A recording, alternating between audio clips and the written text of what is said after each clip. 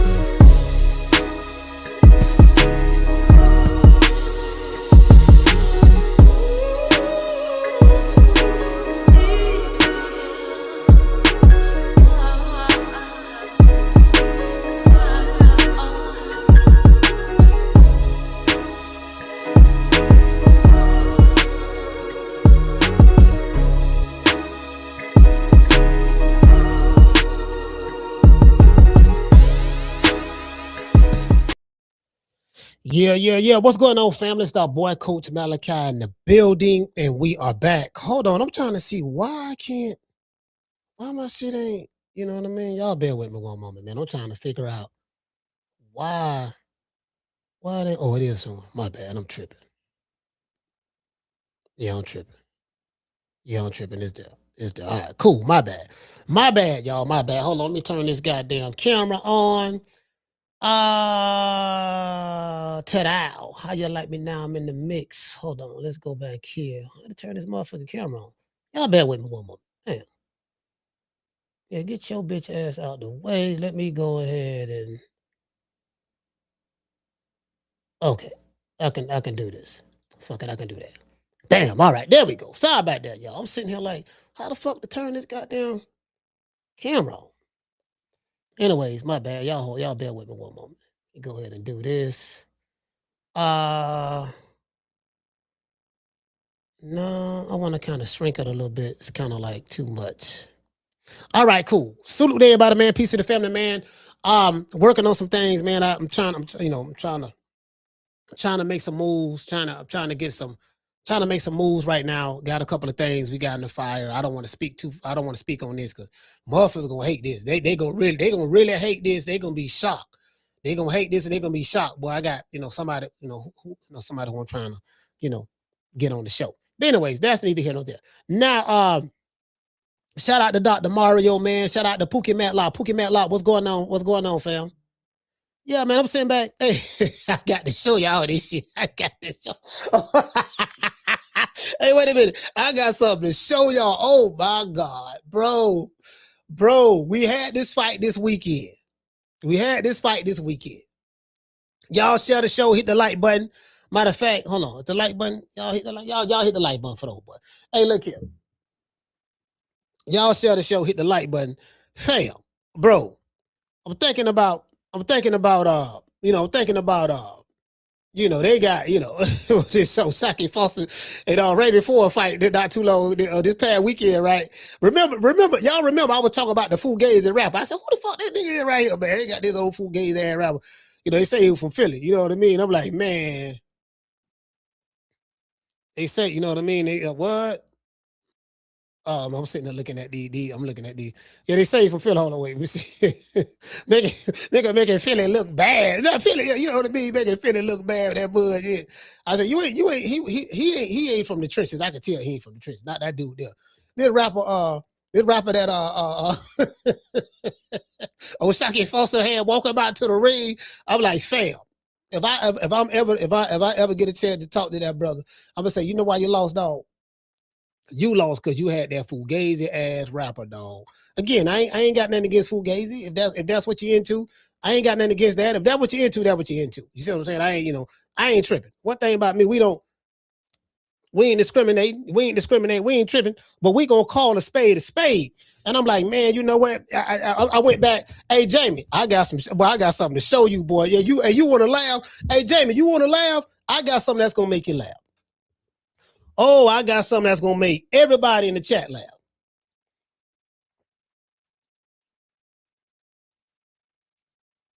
Shout out to Just So Sick. Oh, just so sick, boy. I got some, boy. I got something that's gonna make you laugh, boy. I swear for God, swear for God, I swear for God, I got something that's gonna make you laugh. Telling you, bro. I'm telling you. I got something that's gonna make it. I stumbled across it. I didn't really stumble across it. I actually was looking for it. I said, you know what?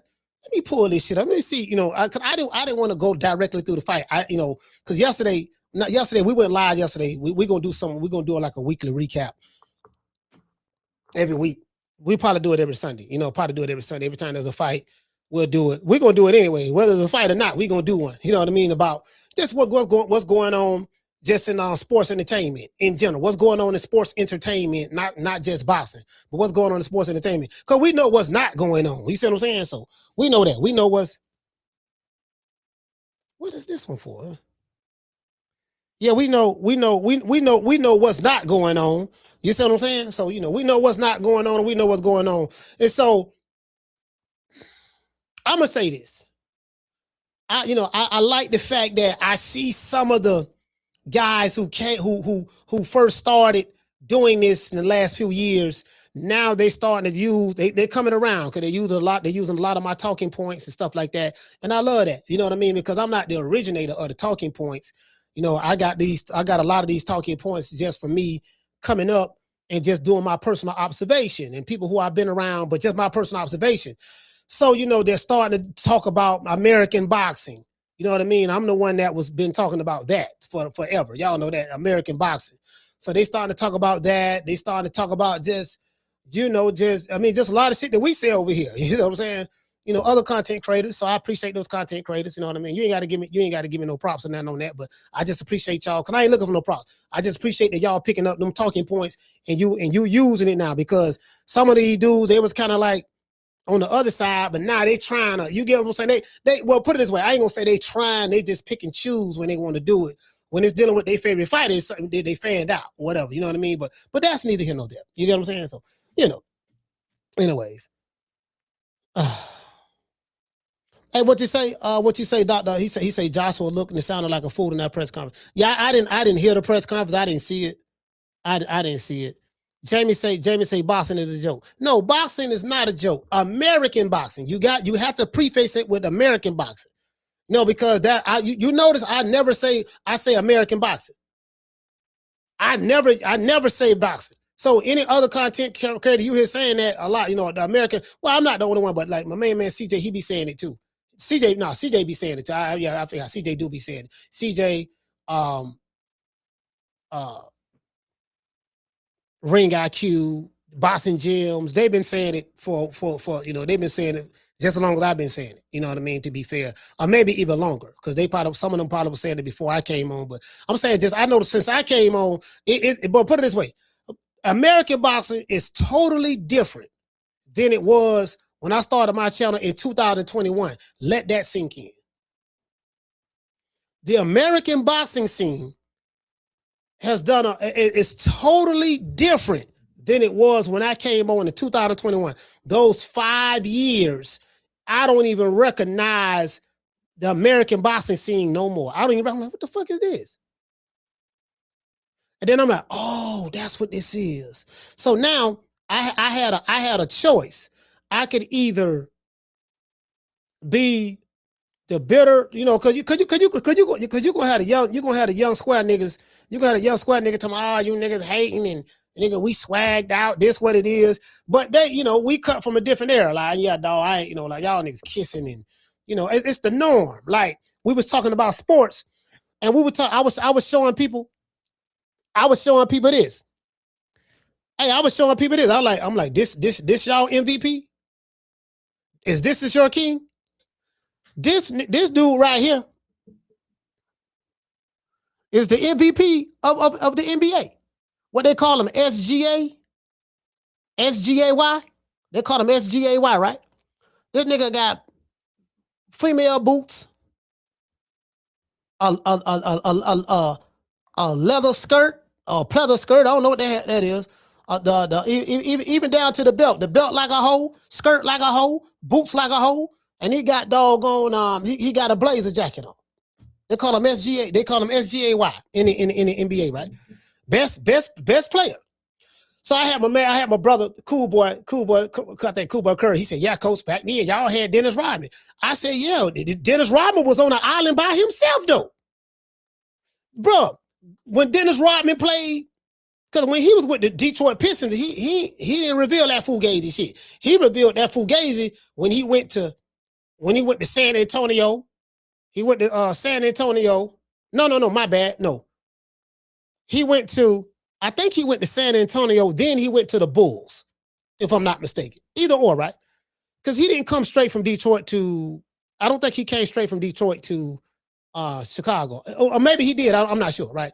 But he started that. But guess what? You ain't hearing about nobody hanging out with Dennis Rodman. Niggas didn't like Dennis Rodman back then. I'm like, they like Dennis Rodman. He wasn't the league MVP. But they like Dennis Rodman on the basketball court. He gonna play good defense and rebound. That was his job. He wasn't setting no trends. You didn't see multiple NBA players wearing skirts and dresses and lipstick and makeup. You ain't see none of that. You're like, now in today's NBA, man, you might see, I'm talking about, especially no superstar players. No star players, no, they ain't doing that. Now in today's time is different. And I get it, you know what I mean? To each his own, right? To each his own. But anyway, so I'm sitting back. You know what I mean? I'm sitting back like, shit, what nobody hanging out with Dennis Rodman. You ain't see, yeah, nigga, that Dennis, nigga, what's up? You see that dress my dog Dennis got on? What nobody doing that? And he damn sure wasn't the face of the NBA. Bro, listen, this is the face of the NBA.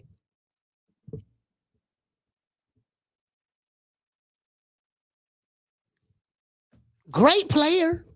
Offensively, he gonna get all the calls now. He gonna get that. He gonna get there. Hey, bro, hold on, man. Let's pull this up. Let's pull this shit up right here. Hold on, let's pull this up. But anyways, American boxing has changed. And I'm not tripping. I'm not tripping at all. I get it. I'm not the bitter old dude who mad, y'all, nah, that ain't me. I'm like, yeah, I'm rolling with it. They want the clown shit. Let's talk about the clown shit. I ain't got no problem with that. If they want that, as my main man Melvin Farmer would say, yeah, coach. Yeah, ain't nobody with that gang goofy shit. Right 100 be talking about. That's how my main man Melvin Farmer be talking.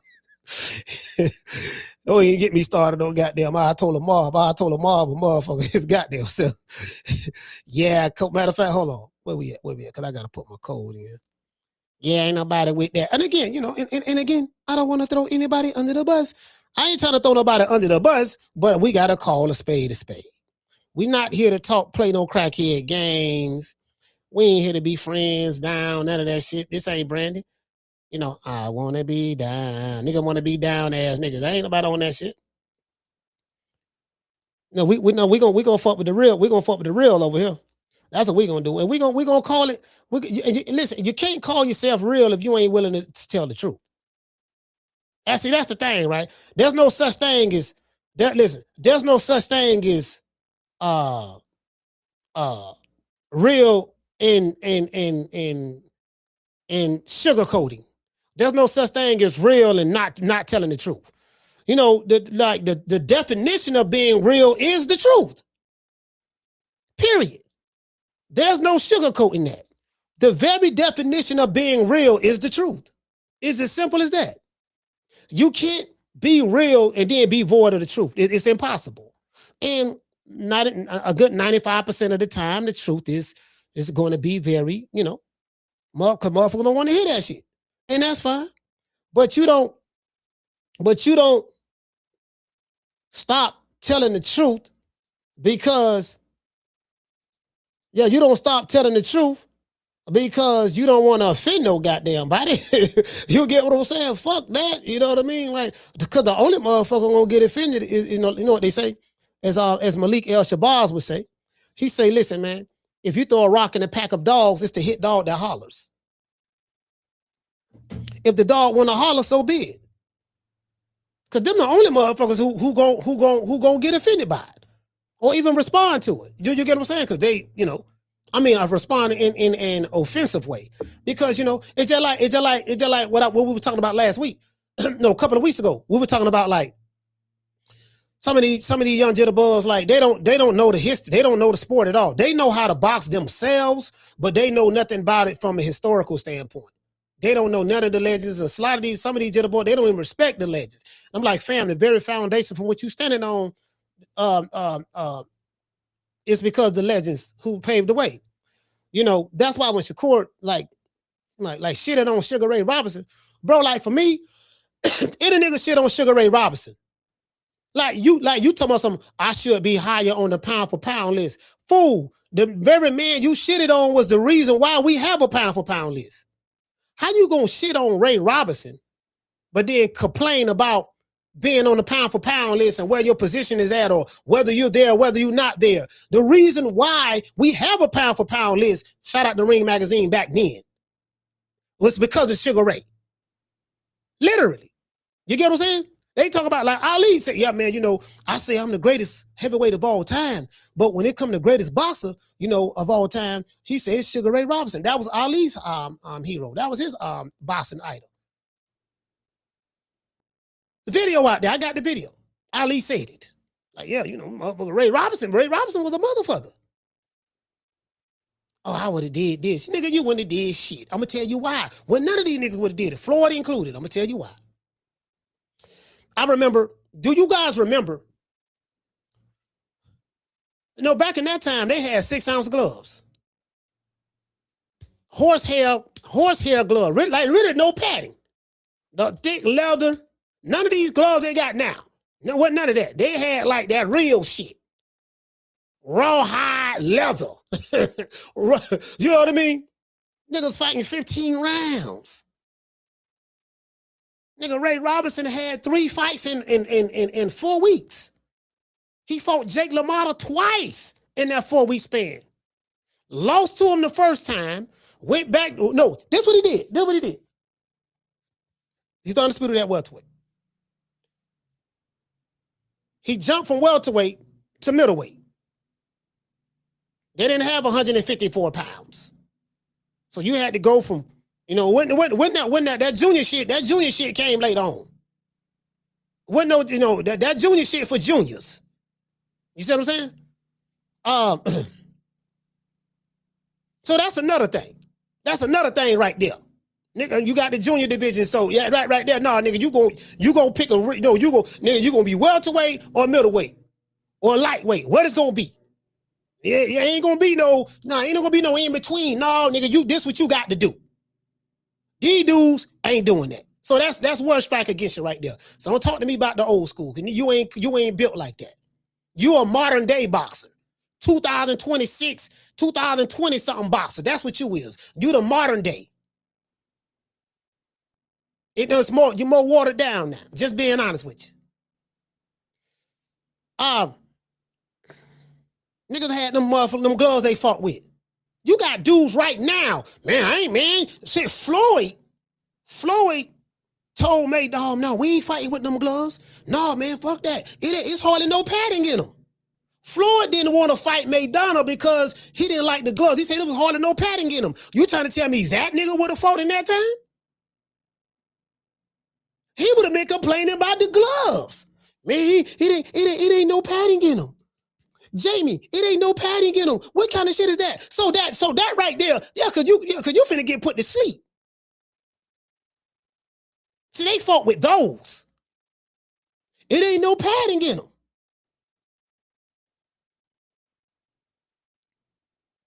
Same day weigh-in, 15 rounds. No hyperbolic time chamber. No suction cups on your back. That shit don't help you fight. They help with blood circulation. No strength and conditioning coach. Your lead trainer was your strength and conditioning coach. You want to get strong? Hit this motherfucker punching bag. Let's do some jump rope. Let's get in the ring and spar, and let's work on the fundamentals. That's how you get strong. None of this shit that you get what I'm saying? Like, bro, see that right there body them. Anybody who want to make that argument, I'm giving y'all the game. This how you body these niggas right now. Bro, you look, these niggas complaining about, man, it's hard for me to make this weight. You ain't in the day before. They weighed in the day of. We fighting tonight at 7 o'clock. We fighting tonight at, matter of fact, and Lord knows if you fought cause they had, some niggas fought outside and some dudes fought outside. Ray Leonard, Hagler, all of them, they had fights outside in the sun. These dudes ain't doing that. When I say this shit cunt coochie, this shit cunt coochie for real. I'm talking about the so-called star fighters. I need 6 months to get ready for a fight. I need 12-week training camp. 12-week training camp? You know what, my main man, RIP to this legend right here, man. Emmanuel Stewart say, he say, man, 12 weeks too long trying to get ready for a fight. He said, all I need is a 6-week training camp. That's what Emmanuel Stewart say. All I need is 6 weeks to get ready. I need 6 weeks to get my fighter ready for his opponent. That's it. 6 weeks is all you need. And guess what? You ain't got to have long training camps when you are fighting on a regular basis. Because you staying in shape in between fights. Because, your fights, it ain't like I'm a fight. It ain't like, yeah, dog, I'm a fight. Yeah, dog, see where you dog. I'm a fight in March. Then I ain't going to come back to 6 months later. Shit, in 6 months, you could have had about, you could have had 2 more fights. True. Hey, in 6 months, you could have had 2 more fights.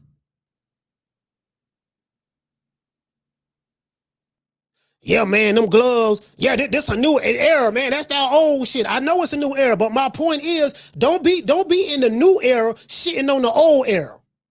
See, I ain't gonna let you do that. Not on my watch. You could do that to them. You could do that to them casual boxing channels. You could do that to them because them niggas don't know no better. But you can't do it to me. You can't be a new booty shitting on what came before you. You ain't built like that, nigga. You ain't fighting 15 rounds. You ain't doing same day weigh-ins. And guess what? You got the softest gloves in it, nigga. You got doggone pillows in your goddamn gloves. Yeah, man. It ain't no padding in these. That's what Ray Robinson and them had to do. That's what Willie Pep and them cats had to do. Ezra Charles. With no padding. 15 rounds. And then even in today's time, like I remember I was talking to Bud. Bud was like, Bud had started fighting once a year since 2020. So I was like, yeah, man, we was having a conversation and he was like, what we was talking about? He was like,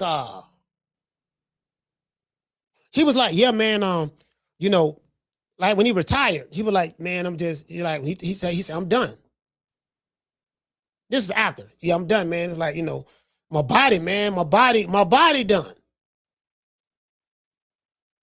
I don't gave it all I had. Your body gonna tell you, yeah, dog, it's time to hang it up. You'll know when it's time to hang it up when you start getting a whole lot of nagging injuries. He don't have two surgeries already. One before the Canelo fight, and then one after the Canelo fight. 2 surgeries. It's like, yeah, man, you don't feel like running no more. Them knees don't feel the same no more. Them ankles don't feel the same no more. Them feet, them calves don't feel the same no more. It's like, man, you know what? Then you don't make more money than you ever thought you would make, and you live in Omaha. Omaha, Nebraska, cost of living ain't that high there. So your money can stretch. Your money can stretch there. Even though he got investments and stuff everywhere else, and Warren Buffett is his financial advisor. Can't get no better than that. Warren Buffett being your financial advisor. But he was like, yeah, man, I took a lot of damage in training camp. Like he told me, yeah, man, he said, I don't really take no damage in the ring.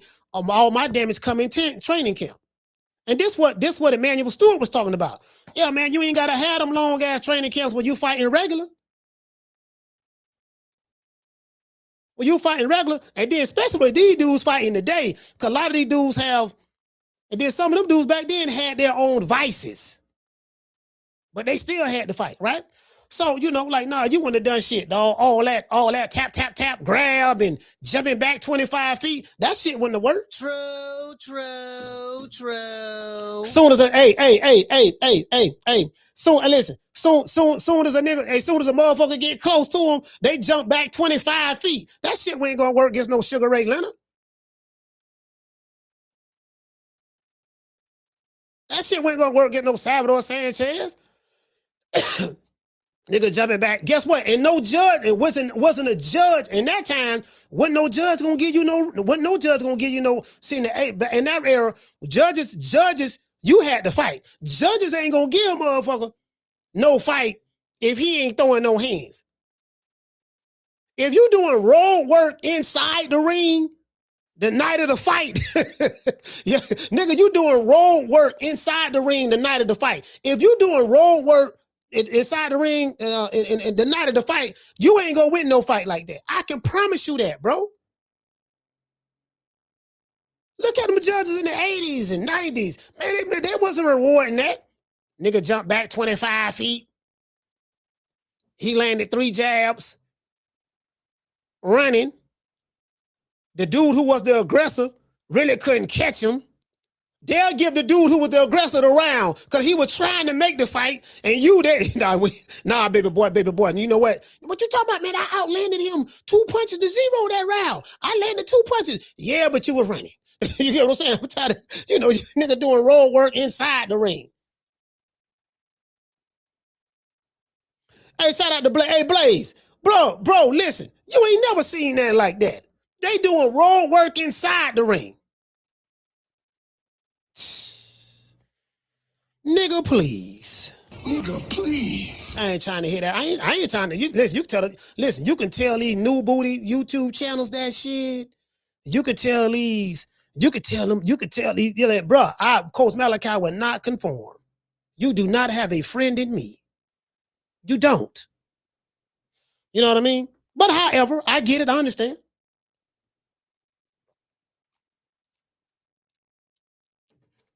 Nigga done ran 5 miles. Shout out to Lisa Bell. Shout out to my sister Lisa. Nigga done ran 5 miles inside the ring, dog. Damn, dog, you did all that running to get ready for the fight. I didn't know you were gonna come to the fight and run some more.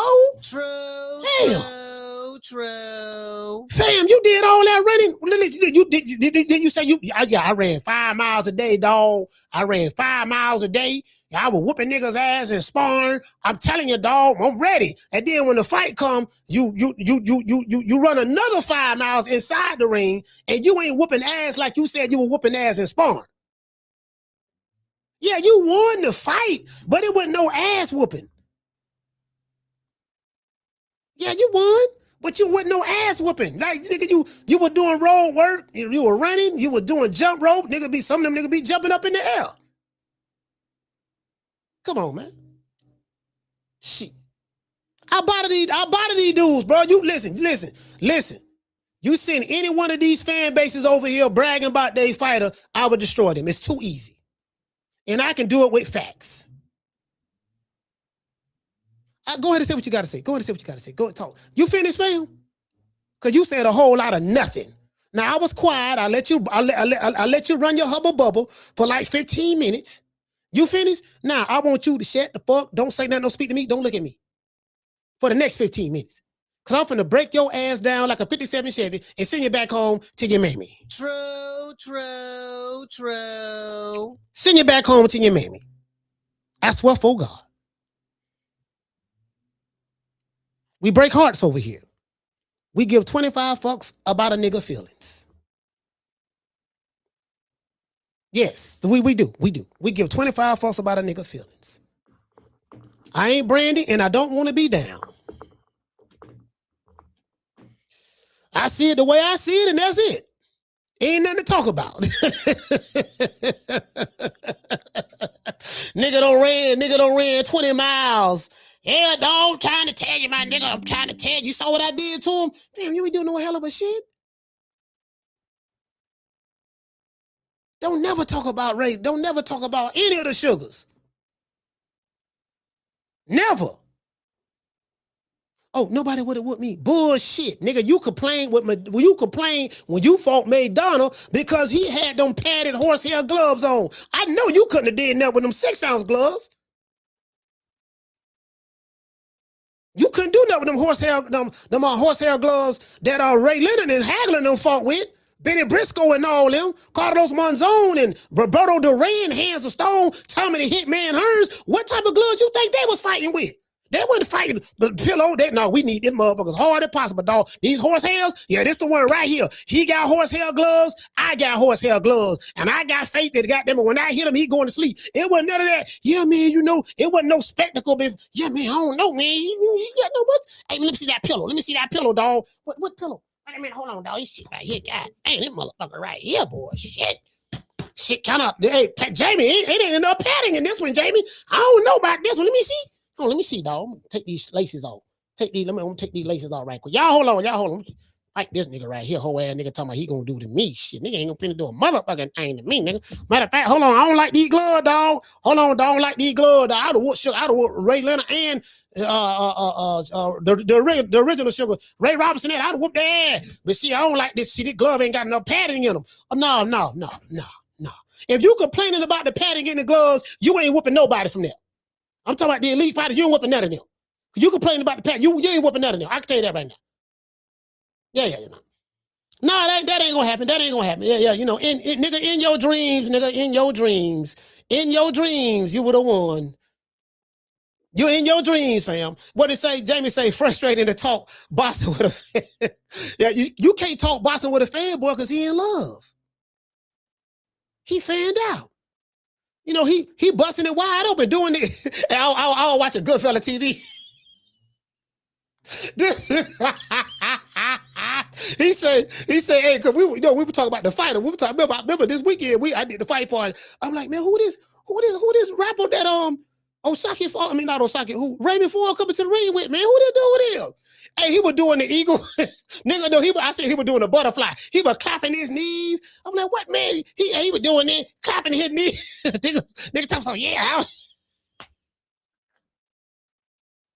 Who did bro, fam? Bro, and I said right then, I said, yeah, dog, he finna lose this fight, right? That's right there. When I saw the ring walk, a lot of times you can tell the ring walk tells a lot. The ring walk tells a lot sometimes. It's 50-50 sometimes, the ring walk. Yeah, I don't like the way he walked. Who he walked out to the ring with? Oh, man, shit. Yeah, dog, he gonna lose tonight, dog. Yeah, he gonna lose tonight, dog. I can see it, dog. I can see it. I already knew.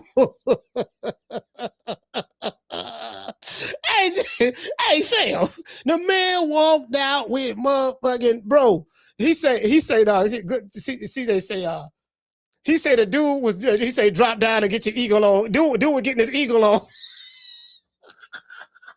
Y'all remember that song by Nelly? Nelly say, drop down and get your eagle on, girl. Man, this motherfucker, bro, the man was getting his eagle on. Ray looking at him. Ray had no look at him. Ray started laughing. Boy, but those people in Houston, they was talking about some boo. Get that. He said, get that guy nigga up out of here. No, they were booing. Bro, I got the video. I'm going to show it to y'all. True. Yeah, I'm going to show it to y'all. I'm gonna show it to y'all, bro. It was hilarious, bro. Nah. If somebody say what? He say, he did the AB ring walk. Nah, that wasn't AB. Nah, don't put that on AB. Nah, don't put that on AB. No. He wasn't doing no AB ring walk. AB wasn't doing that. AB used to be swagging with it, he used to be swagging. Now he did have Rich Homie Quad and shit. AB wasn't doing none of that. He wasn't getting his eagle on. I wasn't doing that. He wasn't doing that. Now Rich Homie Quan was doing that old, RIP to Rich Homie Quan. Rich Homie Quan came out with he came out with a dance that I've never learned and would never try to do. To this day. Y'all remember that Rich Homie Quan dance? Man, RIP to Rich Homie Quan, but Rich Homie Quan, boy, I hope you ain't, wherever you at, I hope you ain't doing, boy, Lord have mercy, boy, Rich Homie Quan, boy, that little dance he do, but he had, man, Rich Homie Quan, cause I remember when Young Thug came out, I said, damn, Young Thug reminded him and Rich Homie Quan look very similar. Both of them tall, slim, and how a man that skinny can find some jeans that skinny? When you, bro, if you like, I think Young Thug like what 6'1", 6'2", somewhere up in there. Like when you that tall or 6 feet tall or something like that, you that tall and you 135 pounds. You got them Deontay Wilder legs, but you found some skinny jeans for somebody who already skinny. How you find skinny jeans for a skinny nigga? Like, I'm trying to figure that out. You already skinny, fam. So like where can you, if you go to the skinny jeans section, like won't they look baggy on you because you so skinny? But I'm telling you, listen. No, I don't remember AB doing none of that. Not that. Now he might be doing it now, but he might be doing it now. But I'm saying when you come to the ring, he had French Montana, Rich Homie Quan, he had French Montana. He had William Roberts, the rapper who stole my homeboy name, Ricky Ross. Yo, I'm the boss, Freeway Ricky. I'm the boss, baby. I'm just saying, I'm the biggest boss. I don't, I'm the boss. I'm just saying, in the MIA, I just saying, that we be moving birds down here. Yeah, that right there. That dude, he came out with him. He came out with him. He came out with several rappers.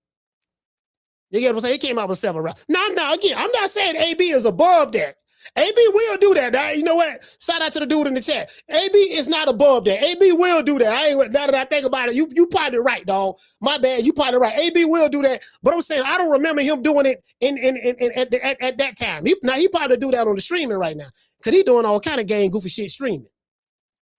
Getting drunk, buying Cootie Cat, offering to pay rent and 6 months. Like I got this one video. He said, hey, what's up? You know what I mean?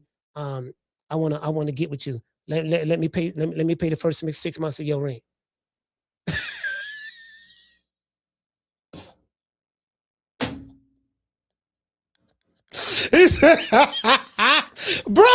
bro, they call that game today. But that nigga got some game, boy. Look at all them bad chicks he got. That ain't no game. Game is when you can pull a chick just with the sophistication of your words. That's what game is. That's tricking. Lil Wayne told y'all that, it ain't tricking if you got it. That's a lie. If you tricking and you got it, that just means you got it to trick. You still a trick. That action, if you offering money for love-making activity services, you tricking. That's it. It's as simple as that. And if that's what you do, ain't nothing wrong with that if that's what you do. But don't tell me that ain't what it is. Nigga, I know what it is.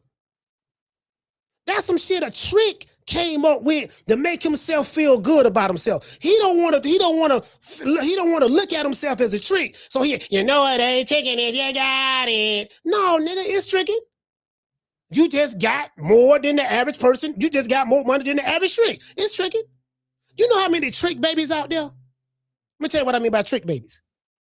Agent Broner, we're going to get to Shakur Stevenson them right now, right after this. Agent Broner bragged about how many women he don't trick with, and he got 10 kids. Did you know how many of those kids that was conceived from through tricking? Do you know how many of those kids was conceived through tricking? Female he paid, busting her. She got kids now. It's a whole lot of trick babies out there. But that's neither here nor there. That's a whole nother story. A whole nother story. Yeah, nigga, I'm a player. You ain't no player. You bought the hoes for the night. I can't compete with that. Now, I'm not even gonna try to compete with that. Because I ain't buying them. Yeah, man, all y'all out there. Yeah, man. All y'all out there, I'm up now. I'm back. Nigga, I'm up. When I was down, y'all, when I left, I took care of all y'all. And, I even elected my kids. I did this and did that. Now I'm back. Don't need y'all coming back now. Don't come back now. I'm like, fam. You spent all your money. You spent all your money buying Cootie Cat. And then they brag about it. If I walk up to a woman and say, Hey, baby, how you doing? I like you. I want to get with you. You know a nigga liking you, right? You know I'm liking you. Hey, baby, shout out to Akila. Hey, baby, how you doing? You know I'm liking you, right? Check this out, baby. Let me pay 6 months of your rent. I want to get that. I want to get all up in there. Let me pay 6 months of your rent. You know, AB saying this on camera. He not ashamed about his tricking. And I'm like, oh, hey, it's cool. It's cool. I ain't tripping on it. But I'm saying, don't tell me that. Now, one thing I will say about AB let it be known he gonna trick. That's what I respect about him. He let it be known, yeah, I'm finna trick, dog. I just don't like the niggas who buy, like, dog, this is a true story. In the 90s, there was a dude I grew up with named Charles Reed. Older cat. Charles Reed in his 60s. He probably like 60. He probably like 64 right now.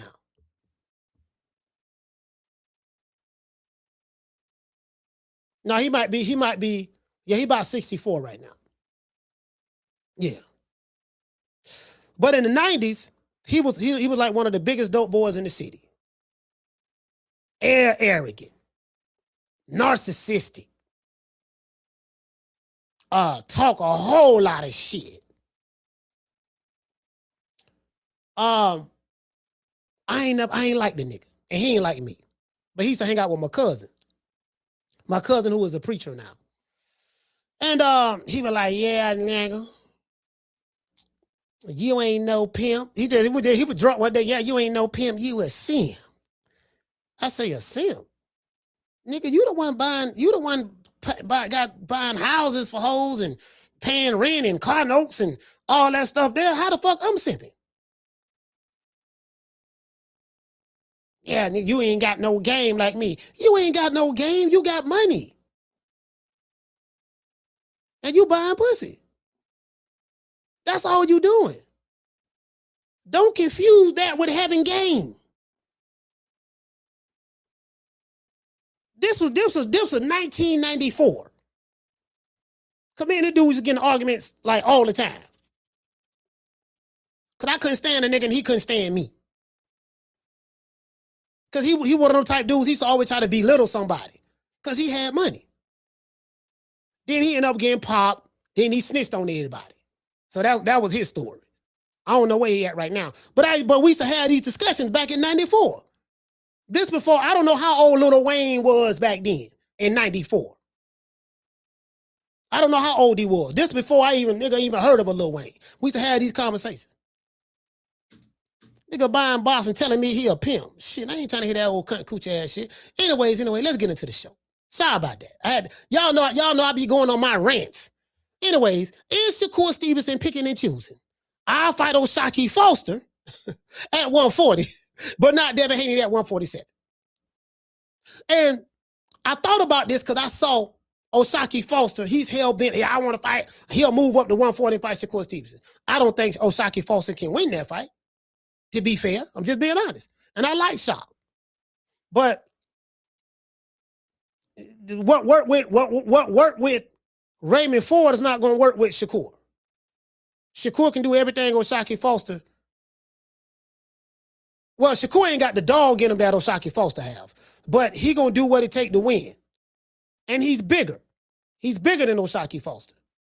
He looked like a welterweight in there. Shakur looked like he was about 150-something pounds when he stepped in the ring that night with O'Shaquie Foster. So I know he can make welterweight. He can fight at welterweight if he want to.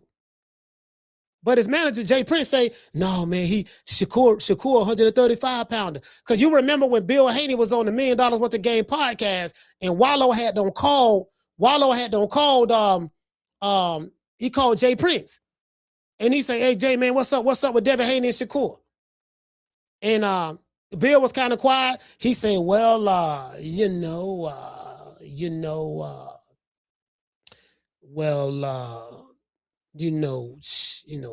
will always support my brother, Bill Haney. And Bill talking about some, yeah, man, Jay Prince, that's my OG.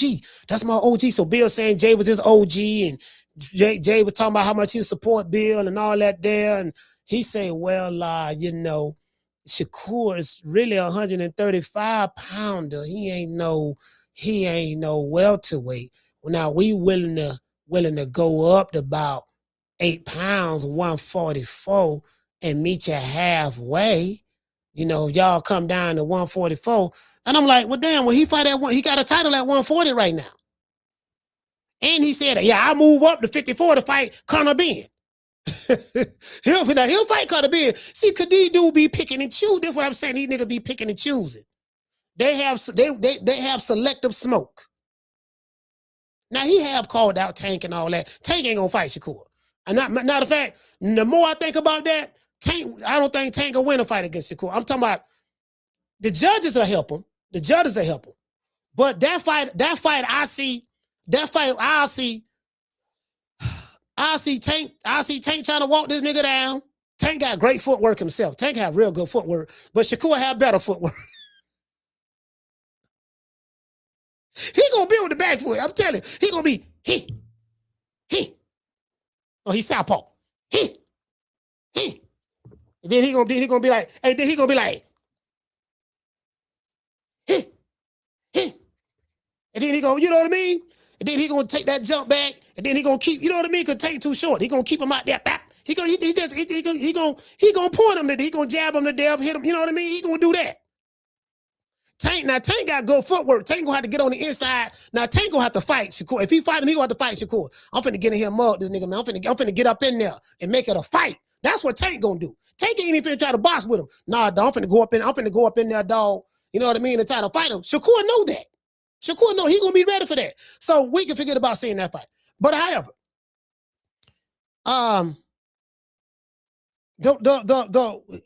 he was saying that, yeah, man, you know, I will go to 144, but that's it. Shakur really a 135. Yeah, he really a 35 pounder. I said, okay, he really a 35 pounder. All right, cool. But when he jumped in the ring against Shakur Foster, Shock said, yeah, I'll come up to 140. Because everybody know, normally let me tell y'all something. When a fighter go up in weight, I'm saying in today's time, if they go up in weight, they ain't coming back down. When the last time you seen a fighter go up in weight, move out of a weight division, and then come back down? Y'all tell me who did that recently. Now I think maybe Navarrete went up to 135. He ain't really look good up there. Then he came back down to 130. But I'm saying outside of him, that's not the norm. You very seldom, if a fighter move up, he ain't coming back down to the weight division he moved up out of. Especially in the daytime, yeah, man, I ain't gonna be able to make the weight, man. I got to do this and do that. That's why I say, like, David Benavidez is a cruiserweight. He ain't coming back down to no light heavyweight no more, or even doggone. Now he ain't coming back down to light heavyweight. He ain't gonna fight nobody light heavyweight. He ain't gonna fight nobody light heavyweight. He ain't coming back down. He ain't gonna come back down. He not. That David Benavidez might be at, well, he might be at a heavyweight right. He a big boy. David Benavidez probably walk around like 220, 225. He literally can fight at heavyweight right now. The only problem is them heavyweights in the heavyweight division now, they like super heavyweights. Dang Dubois, you know, Tyson Fury, you know, Moses Atama, like them, like, man, they will run through that boy, man, send his ass back to Phoenix. True. They will run through that boy, man. They'll run through that boy like Nimrod. Run all up to him. You get what I'm saying? So, you know, anyways, Shakur Foster called out Shakur Stevenson after he beat Raymond Ford, right? In Houston. I got to show y'all this video. Now, people notice how quick Shakur Stevenson's response was after the fight. But when it came to Devin Haney, Shakur had a different response. Now, Shakur fights at 140. I think we all know that now, right? He just beat Teofimo Lopez. He is currently the WBO 140-pound champion, junior welterweight. See, you know, like I say, back in the day, they ain't had that junior shit. No, you gonna fight. Nah, dog, it ain't no in between. Now, for financially, for money wise, I think that was good for the sport. But yeah, ain't no. So I'm like, yeah, dog, that's too big for me, dog. I can't make that. You can't make no weight in between, dog. So I gotta, you know what I mean? Shout out to Aquila.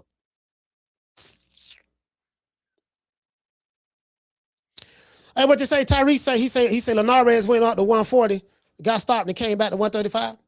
Yeah, I'm just saying that ain't, well, Linares ain't no, I'm just saying like one of the top name fighters. But I get your point though. I get your point because I did point out that Navarrete did that as well. But I'm saying that ain't the norm though. Normally when the mug, okay, put it this way, David Benavidez ain't gonna come back down. Canelo Alvarez ain't coming down. Shit. Not, you know what I mean? Like a new way don't move up. He ain't coming back down. I think Bam had done went back down before. He went back down. And then he went back up. You get what I'm saying? So Bam done that. But when at them smaller weights, that's kind of easier to do. Because it ain't like but 3 pounds separating a different weight division. Like in the smaller weights, shit, 4 pound weight difference, you in another weight division. 122, I don't fight at 126, I fight at 122. A 4 pound weight difference. 4 pounds. So you get what I'm saying? When it's something like that, maybe 4 or 5 pounds, or it's something like that. You know what I mean? Maybe. But but you get my point, though. You get my point. Then I remember Roy Jones, he went up. That was a big mistake Roy did. He went up and then came back. He gained 25 pounds. Beat John Ruiz, came back down and fought Antonio Tarver at light heavyweight after gaining 25 pounds. That was the dumbest shit he could have ever done. In the 90s, we were saying that. Man, why he coming back down to fight this dude? Because ain't nobody know who Antonio Tarver was. Roy came back down and fought him. Looked like shit, but he pulled it out. He pulled out the last 3 rounds. Last 3 rounds, he pulled it out and Roy won. He should have hung it up right there. I'm going to fight him again. Antonio Tarver put the talk game on him. Antonio Tarver was right. Y'all don't know this. Antonio Tarver was right here in this city in Tampa. This way he live at. He don't live too far from me. He be acting in Hollywood, so I don't really fuck with him like that. He cool. He good people. But he just be acting in Hollywood. Like some of these dudes, they be on some diva shit. I'm from this city here. We don't be on no D-ride. So once we say a nigga on that, it's like fuck you. You know what I mean? That's how we is here. We say fuck a nigga quick. We don't give a damn here. You know what I mean? But yeah, so Antonio Tarver was in the barbershop. The barber who cut my hair right now, Foster's Barbershop. My main man Ben, my barber, he used to work at another barbershop because he cut all of the football players here. Tampa Bay Buccaneers, the coaches, a lot of them come to his barbershop and get his hair cut. Antonio Tarver was in there. This was in the 90s. This was before the Roy fight. This after Roy fought John Ruiz. And then Antonio Tarver was talking shit. Then Derrick Brooks. There was a linebacker who played for the Tampa Bay Buccaneers by the name of Derrick Brooks. It was Derrick Brooks in the barbershop, my barber, Antonio Tarver, and some more people in there. And Derrick Brooks, I want to say, I think, is Derrick Brooks from Pensacola? I think Derrick Brooks from Pensacola, if I'm not mistaken. I'm not sure, but I think Derrick Brooks from Pensacola. So, but Derrick Brooks and Roy know each other very well. So Derrick had put Roy on Derrick called Roy. Man, then dude, tell me you scared of him and all that up there. And then Roy, if you know anything about Roy back then, Roy was very, very egotistical. Roy came back down, lost 25 pounds. That was dumb as hell. Then you remaster him. Then you remaster him, Roy got knocked out. Then they fought again, and Antonio Tarver beat him again. Antonio Tarver was in the Hall of Fame just on that fight right there. Then Roy started. Then everybody named Mama started knocking Roy ass out. You know what I mean? He said, my cousin Shawty Big Nuts had knocked Roy out when they fought. To this day, everybody started knocking. They were taking turns knocking Roy ass out. Then you know what I mean? The athleticism was gone. He didn't have the fundamentals. He had no fundamentals. He was just athletically gifted, and he used to get away with a lot of shit. Hands down, leaping left hook with your chin in the air. He hit you hard, fast, and quick. You gonna get dropped now. He was getting away with that. Guess what? When that athleticism left, he couldn't. To this day, he tried to leap in there, and this nigga catch him right on the chin. Wasn't the same. Wasn't the same since. Damn, you gained 25 pounds? You skipped cruiserweight. You went from light heavy, 175, skipped cruiserweight and fought heavyweight. I think Roy fought. I think Roy came in whatever the minimum was to be a heavyweight. It was a 200 and something pounds, like 205 or something like that. Whatever the minimum was, Roy gained that. He gained that. And then lost it? Whew, that's crazy, bro. That's crazy. You get what I'm saying? Ain't nobody gonna do that here. So, you get what I'm saying? But anyways, my thing is this here. If Shakur Stevenson is willing to fight a guy that's 2 weight divisions smaller than him, and again, if Shakur Foster want to go up there and get his ass whooped, let him go up there and get his ass whooped. Because that's what's going to happen. I mean, he ain't going to get his ass whooped. He going to lose. He ain't going to get his ass whooped. Because Shakur Foster got skills. And I like Shaq. I like Shaq a lot, but Shakur Foster got skills. But I don't see nothing he going to bring to the table that's going to beat Shakur Stevenson. I just don't. To be fair. You get what I'm saying? But if he's willing to fight a guy that's 2 weight divisions smaller than him, why he won't lead by example and fight Devin Haney at 147? Inquiring minds want to know. Why he won't fight them other dudes? Gary Antoine Russell. Richards and Hitchens is there now. But he signed to Zuffa, so you know how that is. What the other dude name? Gary Antoine. Oh yeah, and then Keyshawn, that's his brother. So shout out to my dog Jamie. Jamie, we got a list of names. That we could potentially fight in my weight division. Hey, Jamie. Hey, shout out to Akila. Hey, shout out to Chris. Chris, what's up, fam? Hey, we got a list of names that we can fight in our weight division. I'm sorry? 160 is my weight division. I want to unify. I want to get Golovkin in the ring. I want to bring him to Houston. You know what I'm saying? I want to get Canelo out here to Houston. If they really to come down to 160, this is my weight division. Nigga there's a list of names that you could potentially fight in your weight division. Guess what? Well, dog, I tell you what, dog, 10 niggas on here, right? I got 10 on here. Let's see. All right, yeah, King Kong. Yeah, I ain't fighting King Kong. Me and King Kong, that's my stablemate. I ain't fighting him. We got the same promoter, Jay Prince. Let's see. Godzilla. Yeah, man, Godzilla, man. We was in the Olympics together, man. That's my dog. I ain't fighting Godzilla. Now, me and him cool. We like brothers. Okay, let's see. Mothra. Yeah, I ain't fighting Mothra. Yeah, me and Mothra, my baby mama and Mothra baby mama hang out together. No, our kids play together. We ain't fighting him. Let's see. Gamora. I ain't fighting Gamora neither. Gamora, we from the same city. Yeah, you know me, my granddaddy and his granddaddy know each other. All right, let's see. Piccolo. Yeah, I ain't fighting Piccolo. Me and Piccolo, me and Piccolo, me and Piccolo went to same school together. Okay. Goku. Nah, I ain't fighting Goku. Nigga, it's 10. Dude, nigga got a whole list of niggas he ain't gonna fight. I'm just saying these fighters. They got a list of dudes they ain't gonna fight. And I'm like, okay, dude, I got a list. Why you can't fight? Okay, wait, who you want to fight? Okay, I'll fight Boma. Boma?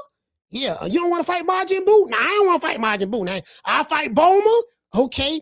I'll fight Krillin. Yeah, where Krillin at? Krillin can get it. Tell him to come up to 2 weight division where I'm at. I'll fight Krillin right now. I'm going to put belt to ass to Krillin. Okay, so you want Boma and Krillin. All right, damn. Shit, my nigga, oh, that's it. Yeah, I move up and wait. Oh, you move up and wait? Yeah. Okay. What you gonna move up to 147? No. I'll go to 154 to fight Conor Benn. I'll fight him. He can get it. I'm trying to tell you, I don't duck no smoke. Okay, look. Okay, fam, look. You get what I'm saying? Yeah, man. Get over here. Nigga, and I'm like, damn, dog. I'm like, damn. Sugar Ray Robinson didn't do that.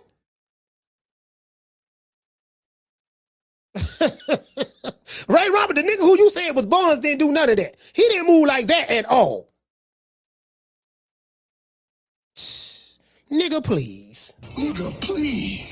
Yeah, these nigga got more, man. I'm trying to tell you, man. I'm like, man, goddamn. So I'm like, okay, cool. If you willing to fight, to tell that dude to move up to, and guess what? He say he want to fight. So this is another thing too. Yeah, well, he talking shit, coach. He talking shit. So what you he talking shit. That's why he gonna fight him. I said, okay, but Devin Haney talk shit to him. He ain't fought him yet.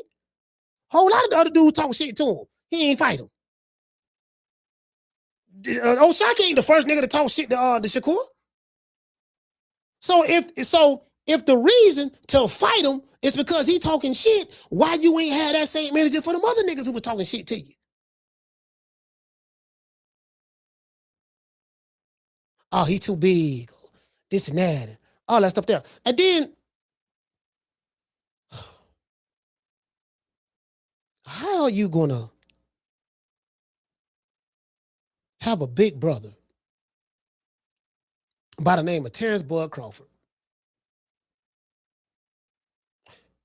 And he moved up. Let me see. Hold on, somebody ringing the doorbell. Y'all bear with me one moment. Somebody ringing the doorbell. Who this is?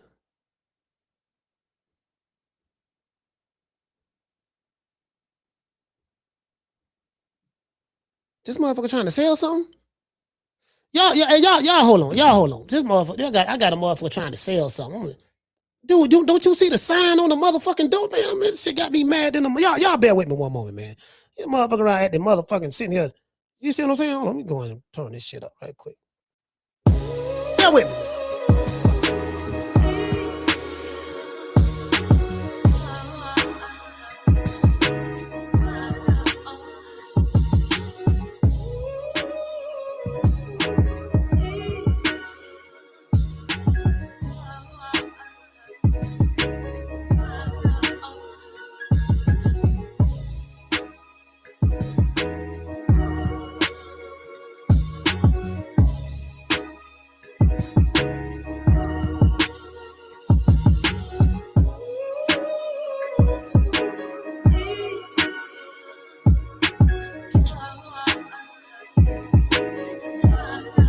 Shit.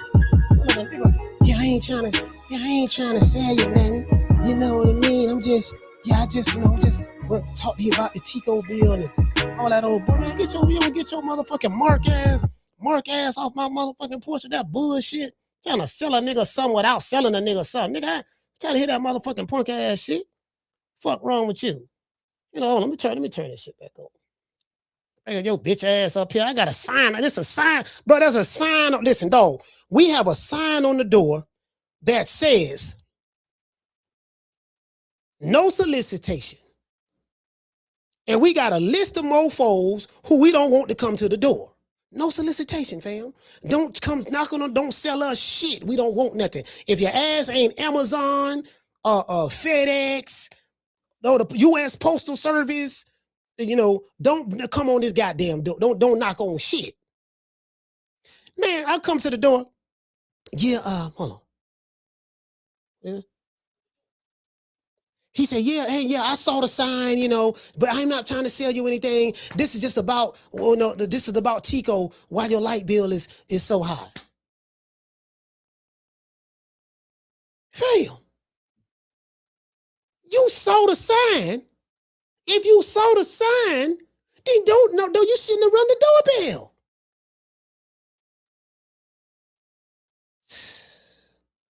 I said, man, then he trying to talk. I say, fam, I'm busy. Oh, don't worry, sir, I can come back. No, don't come back. Don't come back. Yeah, fuck wrong with you? Yeah, I got a sign on it. I know I'm gonna do, dog. I'm gonna get a pit. I gotta get a pit. I'm gonna get this. I gotta go get a pit now, dog. I got I gotta go get a pit now. You know what, dog? I'm tired of this shit. See what I'm saying? Goddamn it, because yeah, dog. I'm tired of this shit, dog. You motherfucker don't understand. Anyway, well, now I forgot what I was talking about. Shit, wait, what was I talking about? Somebody help me out. Yeah, somebody trying to sell a solar. Yeah, the solar man. Look here, bro, fam. We don't have 20 motherfuckers come here trying to sell solar shit. Yeah, man, your neighbor got the solar panels on the roof. I don't give a fuck what my neighbor have. I'm not interested. Yeah, so he's trying to, I come from sales, so I get it. So he's trying to overcome the objection. I say, first of all, in 2026, you never do any cold calling or just cold call knocking on doors. You do know there's a more sophisticated way to find your targeted audience. When you just going door to door, you just in the blind. I got to convince them to accept my services. You can find who looking for your services. You do know that in 2000. I can show you how to do it, but y'all got to pay me. But other than that, I'm not interested. True. Fuck wrong with you? Yeah, I'm not interested, fam. Then you read the sign and still chose to ring the doorbell. Yeah, I read the sign, dog, but I'm like, nigga, fuck that sign. My nigga, I got something I want to sell you, dog. I'm not interested. It's like trying to sell crack to a person who don't smoke crack. Yeah, dog, I got these dubs. I got these fat 20s over here, dog. I got these fat 20s, dog. You could bust it in half. I got these bricks over here. You can take this dub, bust it in half. Bam! I got a half a pike. You can take this half a pack, dog. Look here, you see what I'm saying? Get out there, bam, bust it down, and I got that tension. It smoke good, fam. I don't do drugs. Yeah, I know you don't do drugs, but what I'm trying to say, dog, if you buy this here now, I'm telling you, fam, look, you need to go find some crackheads. Crackheads are interested in what you're selling. I ain't buying, dog.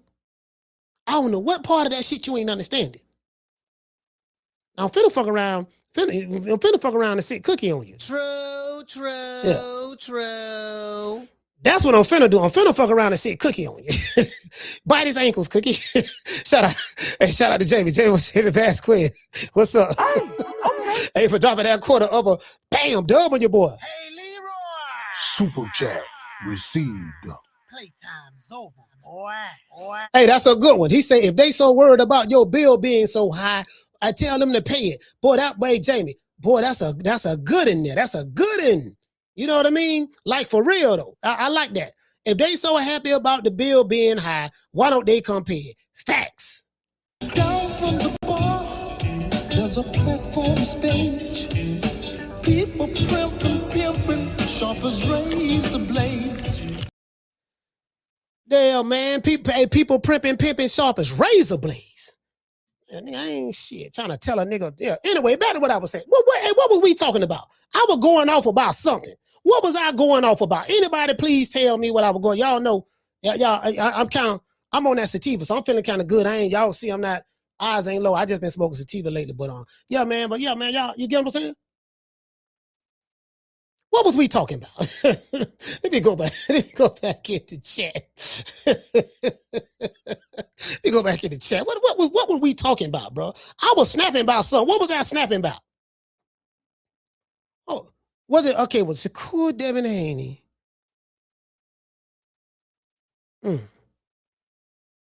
We had the list of names. Nigga we got a list right here. We got a list right here, dog. We got a list right here, dog. We got 10 niggas on here. We want you to fight. Now, and 8 of them you friend. 8 of them either your friend, your brother, or your cousin. True. 8 of them. Listen. 8 of them. Listen. 8 of them.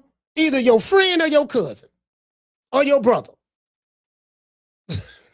So my thing is this. How can you be friends, brothers, with Terrence Boyd Crawford and not move like Terrence Boyd Crawford?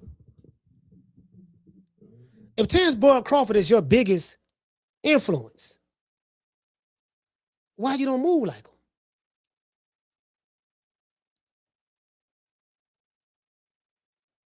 I'm just, you want a nigga to do what you ain't willing to do. That's all I'm saying. See, for me, that's the elephant in the room. Yeah, you'll beat Sharp. I know that. You'll beat Sharp.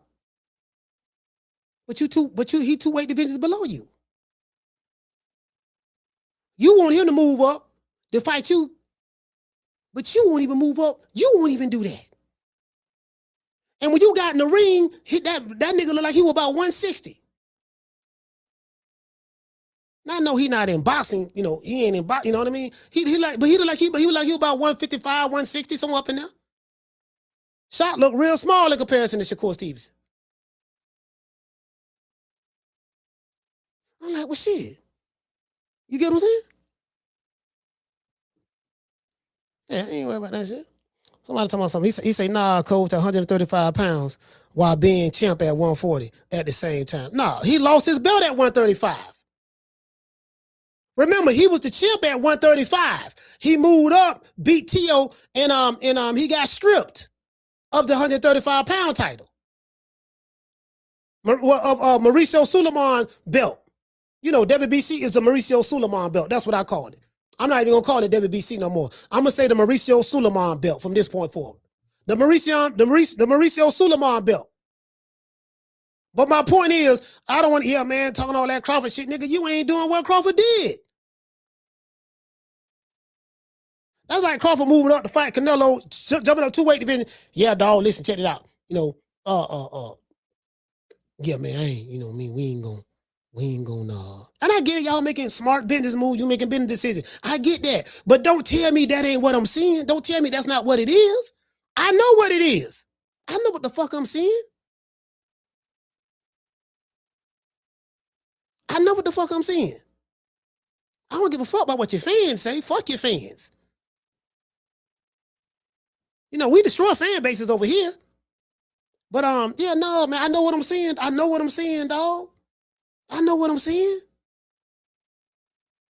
And guess what? I ain't got no problem with it. My issue was this. Don't tell me that's not what it is. Some motherfucker has so much energy to fight certain motherfuckers who they know in their mind they can beat. But they don't have that same energy when they're in front of a motherfucker who really want that. Who just as big, if not bigger, and just as skilled. Or even more skilled. Nah. Yeah, I ain't. Nah. I'm good. I'm good on that. I'm like, damn, man, you know, shit. Shit. Now, all I'm saying is, now I don't mind seeing O'Shaquie Foster move up to 140 and fight Shakur. He gonna lose, but I don't mind seeing that fight. But matter of fact, let's pull up 140. I'm gonna pull up 140 over here. See, I just want you to keep that same energy though. Keep that same energy. Don't be picking and choosing. Keep that same energy with Devin Haney. You ain't gonna fight your brother, Keyshawn, so that he off the list. You ain't gonna fight your other brother, Richard and Hitchens, he off the list. You ain't gonna fight Devin, he too big, but you'll move up to fight Conor Benn.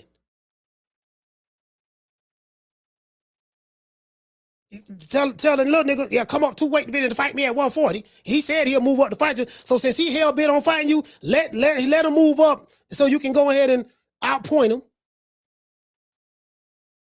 But keep that same energy. True.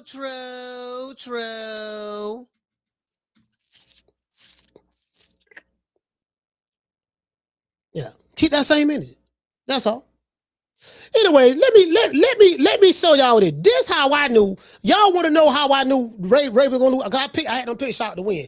But do y'all know how I was confident in my pick?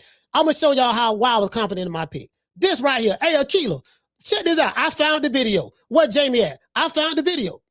This when I became confident in my pick. Raymond Ford. Y'all look at this. This who he came to the ring with.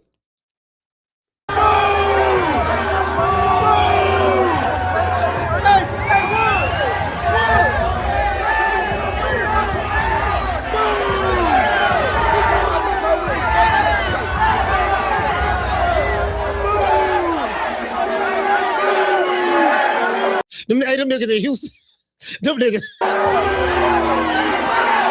He got some nice pretty little yarn in his hair. Yeah, he got some nice weave. He got some nice weave in his hair.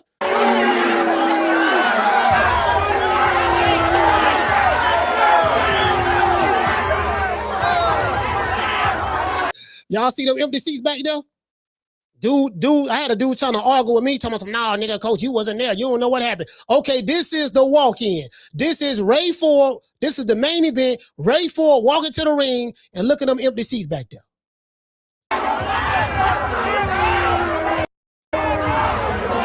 tell me what the fuck I don't see, nigga. I don't detect. Argue with the video footage.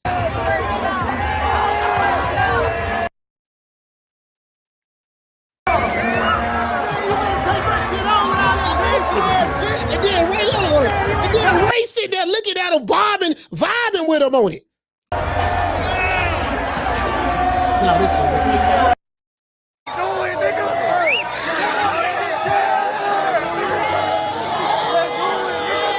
Here you go. Hey, Jamie, here you go.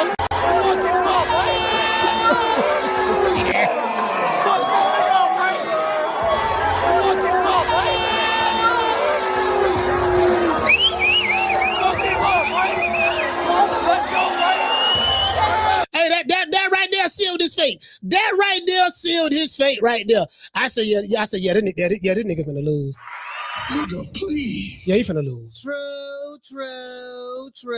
Hey, Jamie. I said, yeah, he finna lose. I finna lose. Yeah. That right there. Anytime a nigga come to the ring with little chocolate drop, you gonna lose. Nigga with weave in his hair and he clapping his knees. As CJ would say, he get this eagle on. Drop down and get your eagle on, girl. Drop down and get your eagle on. Man, the man getting his eagle on the, come on, fam. Hey, Legacy, come on, fam. Legacy, the man got his eagle on. The man got his eagle on his way to, come on, fam. I ain't no way in the hell I'm walking to the ring with a nigga like that there, but I need a killer. If I'm gonna get my ass whooped, like, listen, say shout out to Swat. Swat, what's up, fam? Listen, the man, listen, Shark came to the ring with Trader Truth. Shark came to the ring with Trader Truth. Ray Ford came to the ring with dude right here who was, matter of fact, let's see this one more time. Drop down, let get your eagle on, girl. That was CJ said. That shit was funny. Nigga doing the butterfly.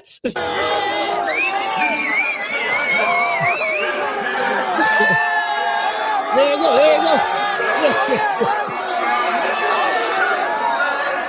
Cut, sweet, go, let the zero do the wrong. Go do the wrong. Nigga doing it. There you go. Niggas bored them. Them niggas in Houston bored them. Hey, them niggas in Houston bored. They bored them.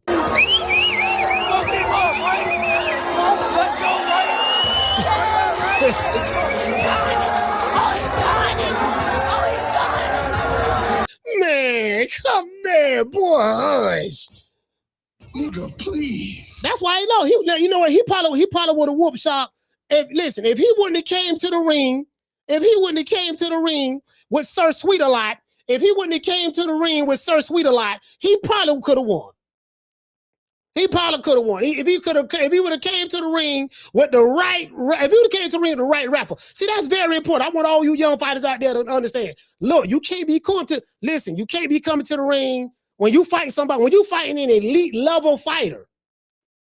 When you are fighting someone who is just as good as you, the right person, the ring won't got to be right. Now Tyson used to just come in there with a towel on and just, he just came in and then walked to the goddamn ring. Lennox Lewis, you get what I'm saying? Vander Holyfield gonna have some gospel playing, whooping your ass in the ring. Vander Holyfield walked to the ring with church music. Dead ass serious. Go listen to it. You get what I'm saying? Nigga get the hey RJ, come on, fam. True.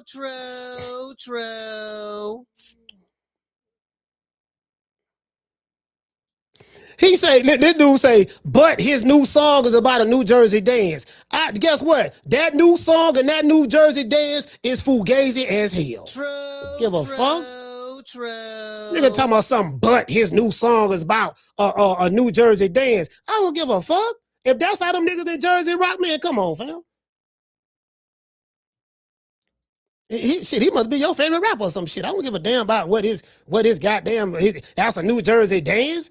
Shit, man, shit. What jersey? See, that's that New Jersey. Redman wasn't doing that. The Not About Nature wasn't doing that. Hell, Queen Latifah wasn't even doing that. I'm like, shit, you get what I'm saying? Who else? Who else from Jersey? Dang, Lauryn Hill from Jersey. She went, come on, fam. Man, I ain't trying to hear that old punk ass shit. Yeah, shit. You know what I'm saying? Hey, what you say? He say Joe Budden. Yeah, and you know what? He would have did better. Hey, shout out to Too Tall Bishop. He would have did better going in the ring with Joe Budden. Joe Budden ain't had a hit since his first hit. Pump it up. Joe could have came out with pump. He could have came up with that or something. Not this dude. I don't give a damn. Put it this way. I'm from Tampa. If a dude from Tampa make a song about my city and come up with a fugazi ass dance, he ain't walking me to the ring. To this day. Yeah, he ain't walking me to the ring. Shout out to Coach Eddie. He ain't walking me. Now, you might walk to somebody else to the ring. You ain't walking me to the ring. I'm not calling you because you from Tampa and you made a song for the city. You made a dance for the city. If you made a song for the city, cool. But if the dance fugazi, nah, I'm good. To this day. I'm good, fam. If the dance fugazi, nah, I'm good. I'm good. Nigga got weave in his hair, shaking his hips, doing the butterfly, clapping his cheeks. I'm good. Damn. I'm good, dog. Y'all, New Jersey, y'all got it. Y'all got it, Jersey. That's that same shit. R.I.P. to Rich Homie Quan. Guess what? One thing about me, I don't discriminate. This ain't nothing personal against New Jersey. I did the same thing with Rich Homie Quan. Rich Homie Quan came out with that. R.I.P. to Rich Homie Quan, but I got to call a spade a spade. He came out with that old sissy-ass dance where he was swinging his arms and doing this, twirling his hips like a little hizzo. I say, what the fuck is this? Yeah, man, what y'all? You saw that new dance Rich Homie Quan came out with? I was like, no. Yeah, coach, like, you know what I'm saying? Like me, I'm in the club. Me and my, guess what? I'm with a gang of niggas, all us doing the Rich Homie Quan. It's okay for the females to do it. If there's a woman want to do that, ain't nothing wrong with the women doing it. But don't do that, then be talking tough to me. Yeah, nigga, you better not come to the city, nigga. We better not come to the city. If you come to the hood, nigga, we gonna do A, B, C, and D. Not dancing like that, you ain't. True. Yeah. No, I'm good, fam. No, I'm good. Y'all got it. You got it, big dog. Big dog, you got it. You got it, big dog. You got it, big dog. You got it. I ain't finna be arguing with you. Yeah, you got it. Yeah, whatever you say, fam, you got it. I'm gonna go over here. I'm the outsider. Yeah, dog, you ain't hip. You lame. You don't know what it is. Yeah, okay, I'll be the lame nigga over there. While y'all doing the butterfly, spreading eagle. Why? that dance look like you getting a cavity search. That dance look like you getting a cavity search, sir. You know what a cavity search is? Go to jail. If you ever go to jail, you're going to find out what a cavity search is. That dance look like you getting a cavity search. And you're too happy doing it. You heard them dudes in Houston booing you? Ray Ford, man, you got to, listen, man. I like you, Ray. You just got to pick somebody else. I won't give a damn. Anybody but that. Listen, you could have came to the ring with Redman, time for some action. You could have got anybody. Lauryn Hill, you get what I'm saying? Like, I think, I don't know what part of Jersey he from. That's another thing, too. What part of Jersey he from? Is he from Newark? Where is he from? He's from Camden? Like, what part of Jersey he from? Let's figure that out.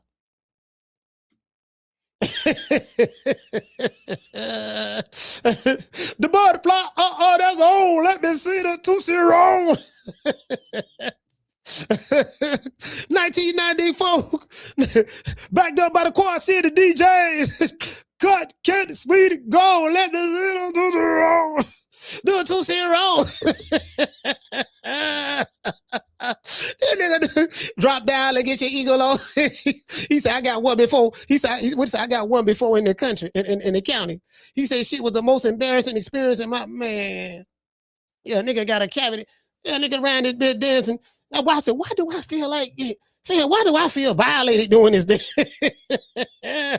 What'd he say? He said, Camden is South Jersey. Okay, he from Camden. Oh, Camden, all right. I don't know nothing about Camden, New Jersey, so I really don't know. I can't, I don't know much about it. All I'm saying is they can do better. They can do better. Shit, you know what? I might have to come out of retirement and come up with something better than that.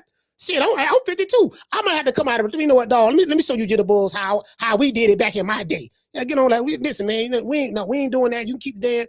And then again, I know it's hot. I know that's hot with y'all, but don't worry about that. This how you do it, baby boy. Come on, let's go to the studio. hey, shout out to Dr. Paul. Hey, shout out to Low Key. Hey, Low Key. Hey, look here, baby boy. Check this out, fam. This is what we gonna do. I'm coming out of retirement. We're finna go back in the studio, dog. I'm finna show you how to do this shit, dog. I really don't. I don't want to see you go out like that, there. You can do better. Cause I like Ray Ford. I'm only doing this for Ray, cause I like Ray Ford. Yeah, the dude right again. I ain't hating on the jitterbug. I'm not hating on him, but they was booing you for a reason. And it wasn't because you was the ops. It wasn't because you was the ops, because you know, it wasn't because of that. It was because, you know what I'm saying? They was booing you. They was booing you for a reason. Yeah, they was booing you for a reason, fam. You know what I'm saying? That's all I'm saying. Ain't nobody, listen, and guess what? Hold on. Ray knew he had no messed up. Hold on. You know how I know? I'm finna show y'all right now. This how you know Ray. This how you know Ray knew. See, Ray knew he messed up. Ray knew he messed up. Let me show y'all this here. Y'all see Ray smiling right there? Ray got his head down smiling. He like, man, this shit look silly, man. Like, look at that. This shit look crazy. Yeah, man, this shit. You get what I'm saying? Look, Ray knew it. He knew it. Let's go, Ray. He just got to roll with it, man. I got to roll with it now, dog. Let's go, Ray. His hair look pretty though. I ain't talking about Ray. I'm talking about the rap. Look at all them young jitterbugs right there. All them young jitterbugs right there, man. They got their phones out. You see what I'm saying? Okay. Knight got his hair, nigga got all that weave in it. He must have with the Mama Hofield hairstylist. Mama Hofield must have hooked him up. Wait a minute. Let me show you guys how to do it. Wait. Hold on, kid. Come to mommy. Hold on. Wait a minute, come to mommy. Let me show you. Hold on, come to mommy. Let me show you how to do it. See, you gotta get some fresh ones. You know what I mean? I gotta get my hair done. Come to mommy. Where you from, New Jersey? Yeah, we're from New Jersey too. We move. Come to mommy. Let mommy show you how to. Come to mommy. Let me show you how to get your hair down. Yeah, he probably went over there to Mama Hofield. Mama Hofield probably did his hair. More than likely. You would have got with the Mama Ho had them, made them look good. How you like it? Kid, how you like it? Yeah, Dad, I'm not gonna lie. Mom, you did a really, really good job. I know. I just, my locks. I wanna make the young man, I just wanna make him make the young man look, you know what I mean? Yeah. Nigga around this bitch. Went to Mama Ho did his hair. Yeah, let's set it tomorrow. Mama Ho had did his wig. Mama Ho had did his wig, sitting him out there to get his eagle on. CJ say he get this eagle on.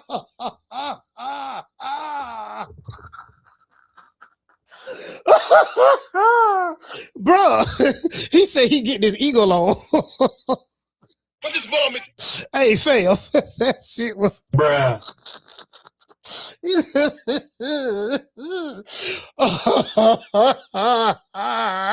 Ain't no nigga. Listen, fam, you know what?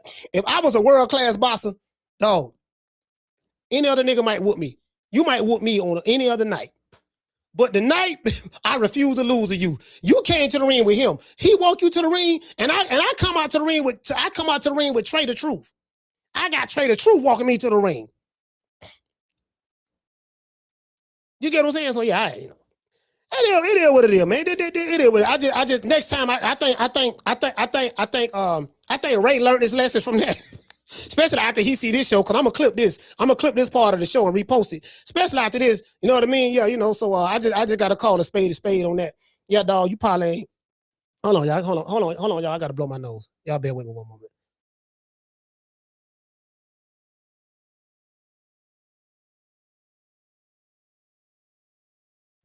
Yeah, I'm back. Shit. Yeah, you know what I'm saying? Yeah, I ain't gonna interview that fuck nigga, dog. That fuck nigga talking about my rapper, dog. He talking about my rapper and the dance we got for the city. That's the dance we got for the city. Yeah, tell the city they need a whole new dance. To this day. Yeah, tell the city of Camden, New Jersey, y'all need a whole new dance. That ain't it, Papa. That ain't it. That ain't it at all. I ain't even seen the video. I ain't never even heard it. I ain't even heard of the young man or the young lady, whoever he or she is. I ain't never heard of her or him, but I'm telling y'all, that ain't it. Y'all can do better. I got faith in y'all. I ain't never been to Camden. Don't know what it look like, but I got faith in y'all. I believe y'all can do better. I honestly believe that. You get what I'm saying? No. Yeah, buddy. Drop down and get your eagle on, girl.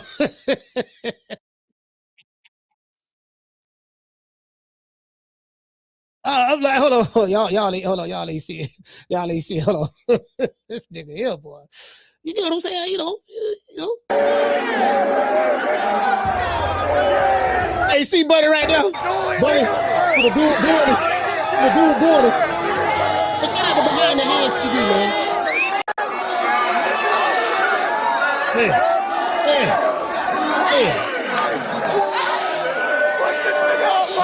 Yeah. Hold on.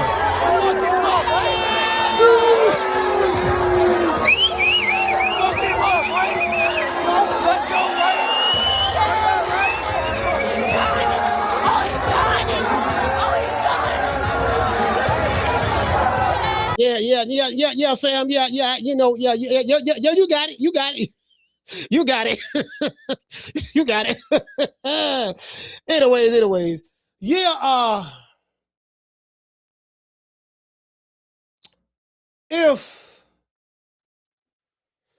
matter of fact, let's do this. Let's pull up the 130. Let's pull up these weight divisions. I want to see what's what. Hey, hold on.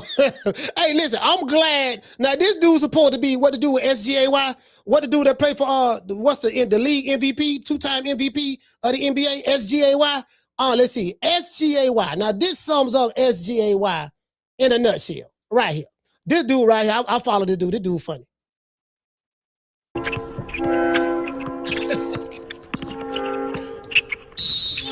the hell? I ain't touching him. I ain't no foul, man.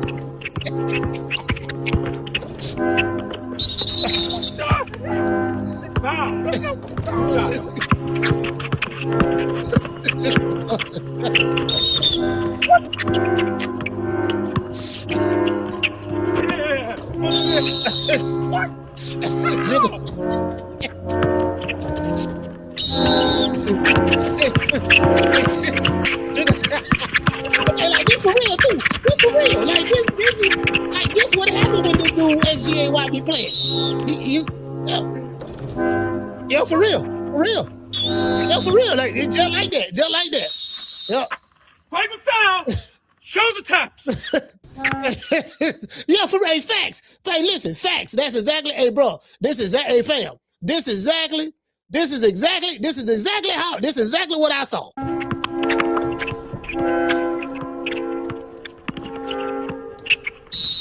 What the hell? I ain't touching him. I ain't no foul, man. Cross it up and cross you up. Push him out the way. Oh, God. I'm glad they knocked him out. Yeah, I'm glad San Antonio ain't do nothing else. They did the right to not even go ahead and right here. Oh. Yeah. Send his ass back to Canada or something. Shit. Take him his skirt and his boots with him. Another boot.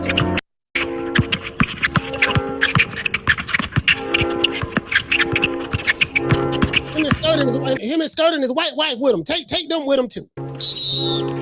Yeah.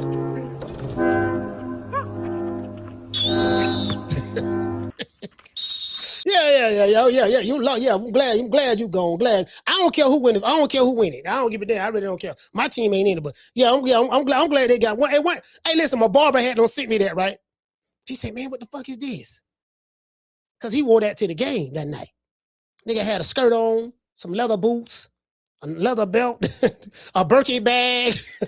Nigga had some lipstick and nigga had a but guess what? Guess what? That's a good shoot, motherfucker. That motherfucker can shoot. You get what I'm saying? All right, but you get what I'm saying? But it is what it is. It is what it is. Hey, what to say? Cool K forever say it's a LeBron culture. Yeah. Facts. Look at a nigga as a foul. You get what I'm saying? You know what I'm trying to tell you. Look, hey, look at it. Hey, Schoolo, you listen. You look at me as a foul. It's a foul. Guess what? In boxing, check this out. In boxing, like you had a referee. We had a referee. The referee is obvious who he leaning towards. Because if he always wanted one dude, let's say you got two fighters fighting each other, and both of them kind of like doing the same thing, or one dude doing it like getting real roughhousing, and then the other guy retaliate. And the referee get on the guy that retaliated. You're like, God damn, man, the man headbutted me 10 times. You ain't said nothing. I headbutted him one time, and goddamn, you talking about taking the point from me, but he did it 10 times. Goddamn it. Matter of fact, hold on. Come here. 1 point. 1 point. 1 point. 1 point. You taking the point for what? Don't argue with me. Don't argue. Do not argue with me. You see what I'm saying? Yeah, a point for arguing. Motherfucker, they be taking points from a nigga. Motherfucker don't lost it. Listen, check this out. I had to go back and listen to some of the fight, right? Because, we did a fight party in Miami. I was in the hotel and I had the volume turned down. I went back and listened to some of the commentating, some of the commentating in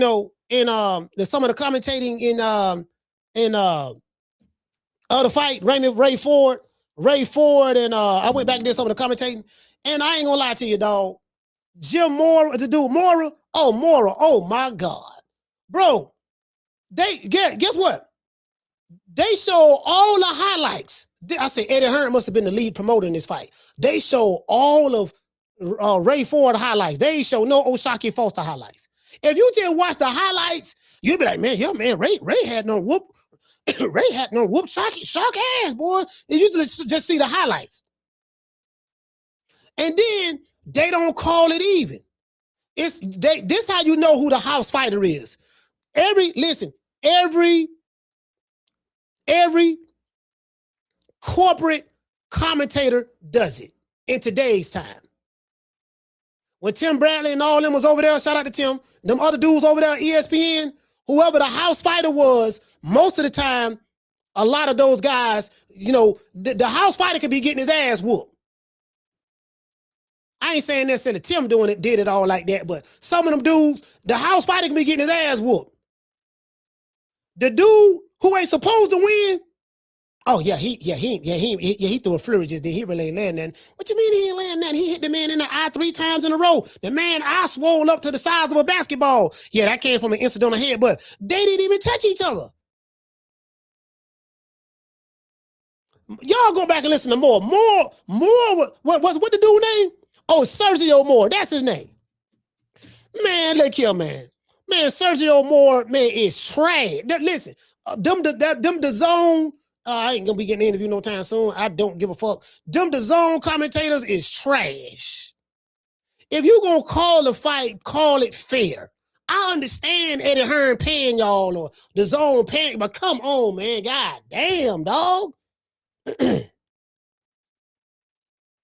That's why I don't listen. That's why when I watch a fight, I don't listen to the commentators. I turn the volume off. I don't even want to listen to that shit.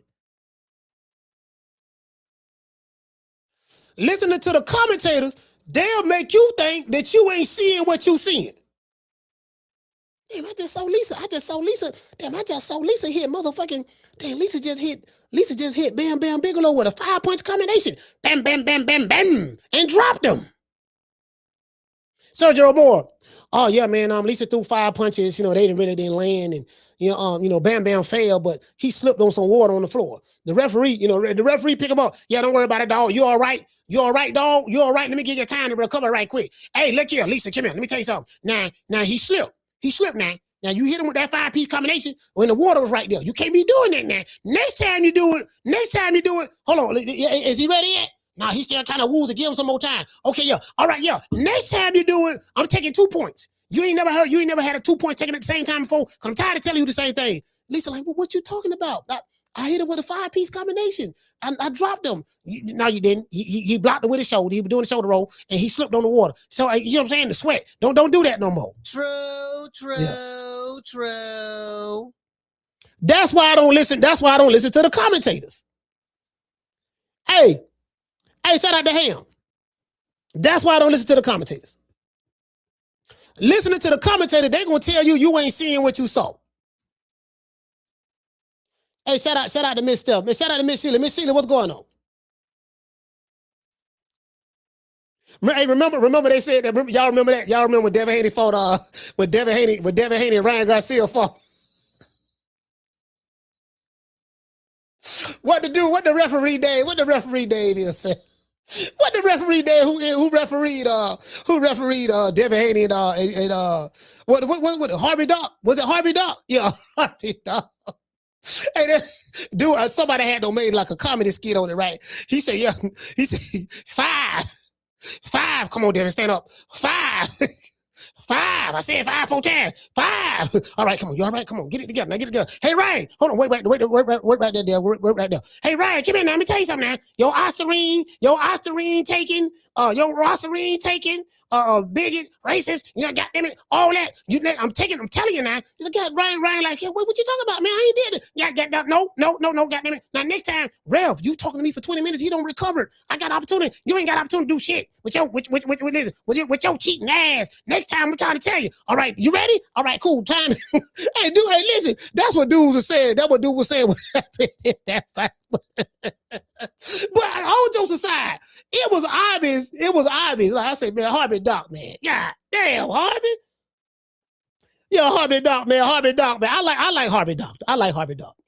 And what the other dude named? The dude that got the referee that got the bug eyes. The one that be looking all, he cockeyed, like one eye looking this way, the other eye looking the other way. You get what I'm saying? Like, it's hard to creep up on a nigga like that. True. Yeah, it's hard to creep up on somebody with a cockeye. Cause he got one eye looking this way and another eye looking that way. Oh, you ain't gonna sneak up on him. You can forget that. You ain't gonna sneak up on him. What he said? He let Tank had took a knee. Hold on, Ralph. Time out. In the middle of the round. Ralph, time out. Man, what the fuck is he doing? Hey, look here. Hey, Calvin, come here, man. Now the hair grease, man. The hair grease got my eye. Yeah, Tank, man, look here, man. I told you, man, I told you not to let that girl do your hair the 2 days before the fight. You put all that grease in there. That's what I'm trying to tell you. Nah, Calvin, but my scalp was itching. You see what I'm saying? Like it was itching, So he said, what you want? You want me to scratch? You want me to get part? You want me to part your hair with the comb? Nah, everything good. And 20 minutes don't went by. Okay, Ralph, time in. Now, what you did, man? Goddamn, man, like, God, you feel me? Dude, Lamont Rose sitting over there looking like, what the fuck? You get what I'm saying? Because Lamont Rose did that same thing. He would have got disqualified he would have got disqualified. He definitely got disqualified. Yeah, but you get what I'm saying? A point taken, the point for the knockdown and disqualified. That would have happened. But yeah, what you doing? You know what I mean? You feel me? Niggas taking breaks in the middle of fights. Like, man, shit. Yeah, some of these refs. Hey, what did it say? Steve? It was Steve Willis. Oh, that was his name, Steve. He said Steve was definitely paid off that. Hey, they had shot Steve a couple of dollars. Hey, Steve, look here, baby boy. I told y'all, if you had a fight, when you go to a fight, look at the ring. Find out where the announcers are at. Because the referee always look outside the ring where the announcer table is at. Always look over there. It's going to be somebody over there doing baseball signals. If you see somebody over there rubbing his earlobe like this here, doing like this and doing baseball signals like this here, like.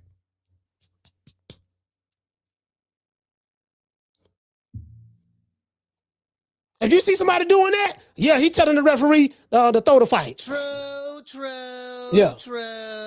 If you see somebody, hey, shout out to Ham. Ham, if you see somebody doing that, the referee receiving the signals, like, look here, dog. It's like wrestling. It's like WWE, right? The referee is the main part of the attraction.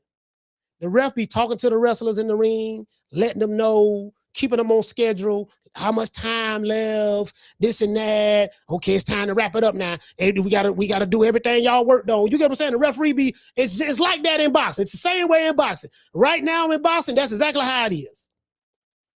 Yeah, just like that. It's just like that right now. Facts. Shout out to Bruce, guys. Bruce, what's going on, baby boy? What's happening, Bruce? What's happening, Bruce? It's just like that in boxing.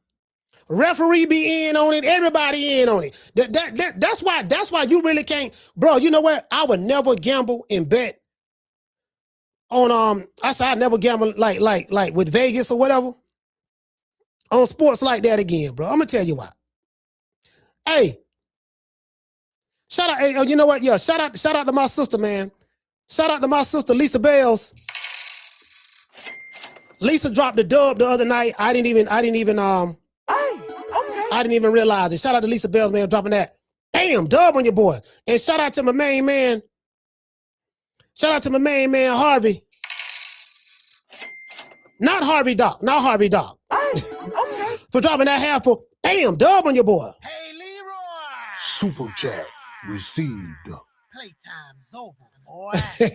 Harvey say Shock. He say Shock got all the Avengers. Shook. Hey, man, let's hit him with the Huggy Bear. Down from the bar, there's a platform stage. People pimping, sharp as razor blades. Hey, you get what I'm saying? Hey, shout out to Steph. Steph, what's going on, Steph? Steph, I got a call in space. Hey, Steph, you know what? See, listen, I'm loved by few, hated by many. Now you know why. Loved by few, hated by many. You get what I'm saying? And I wouldn't have it any other way. And again, I don't want to throw anybody under the bus. I ain't trying to throw nobody under the bus, but I got to call a spade, fam. I can't sugarcoat this shit. Somebody got to do it. Somebody got to be the bad guy. Why not it be me? I ain't down with the cool kids. They're not going to invite me to the parties, and I'm fine with that.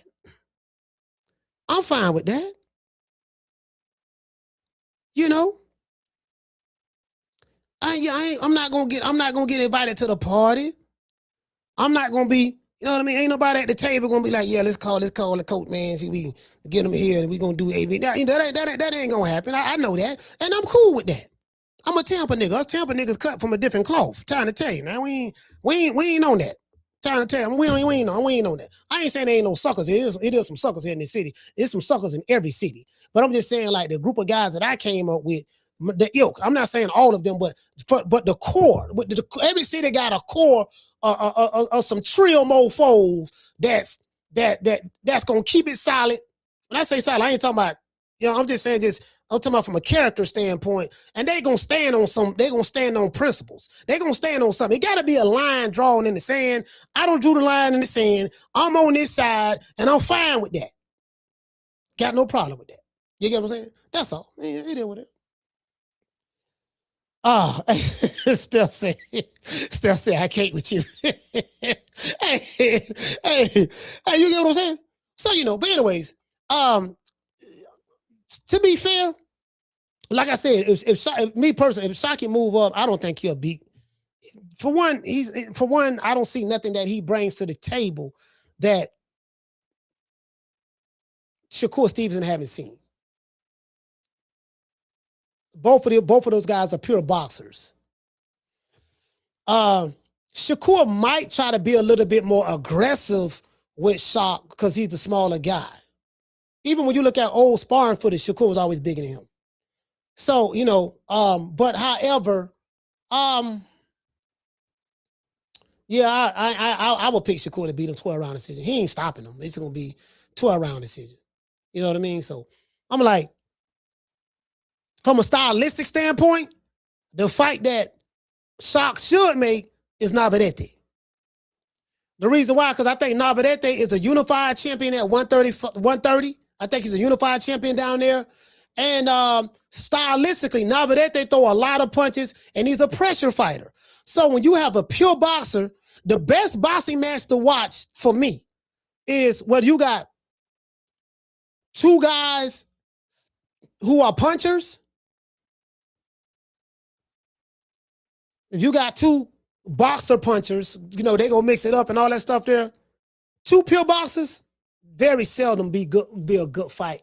But if you got a pressure fighter versus a pure boxer, they listen, because the pure boxer gonna be on his back foot. That pressure fighter gonna be on your ass.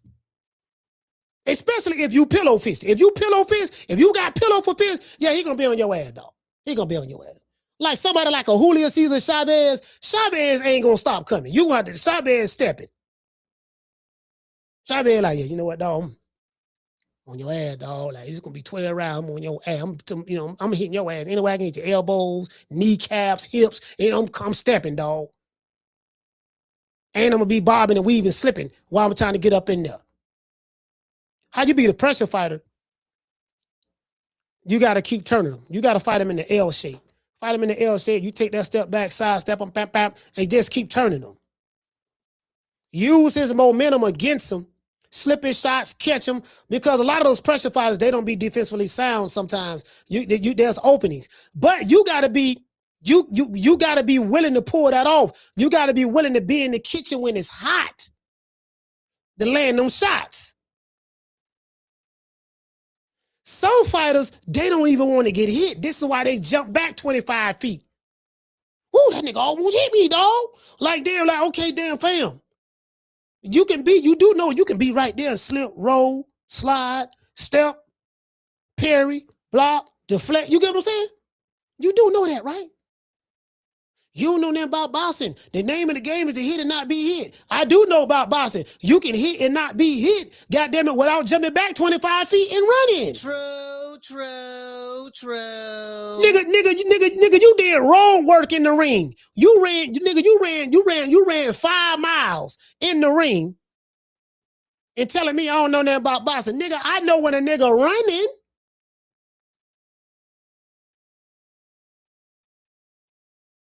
I know when you scared to get hit.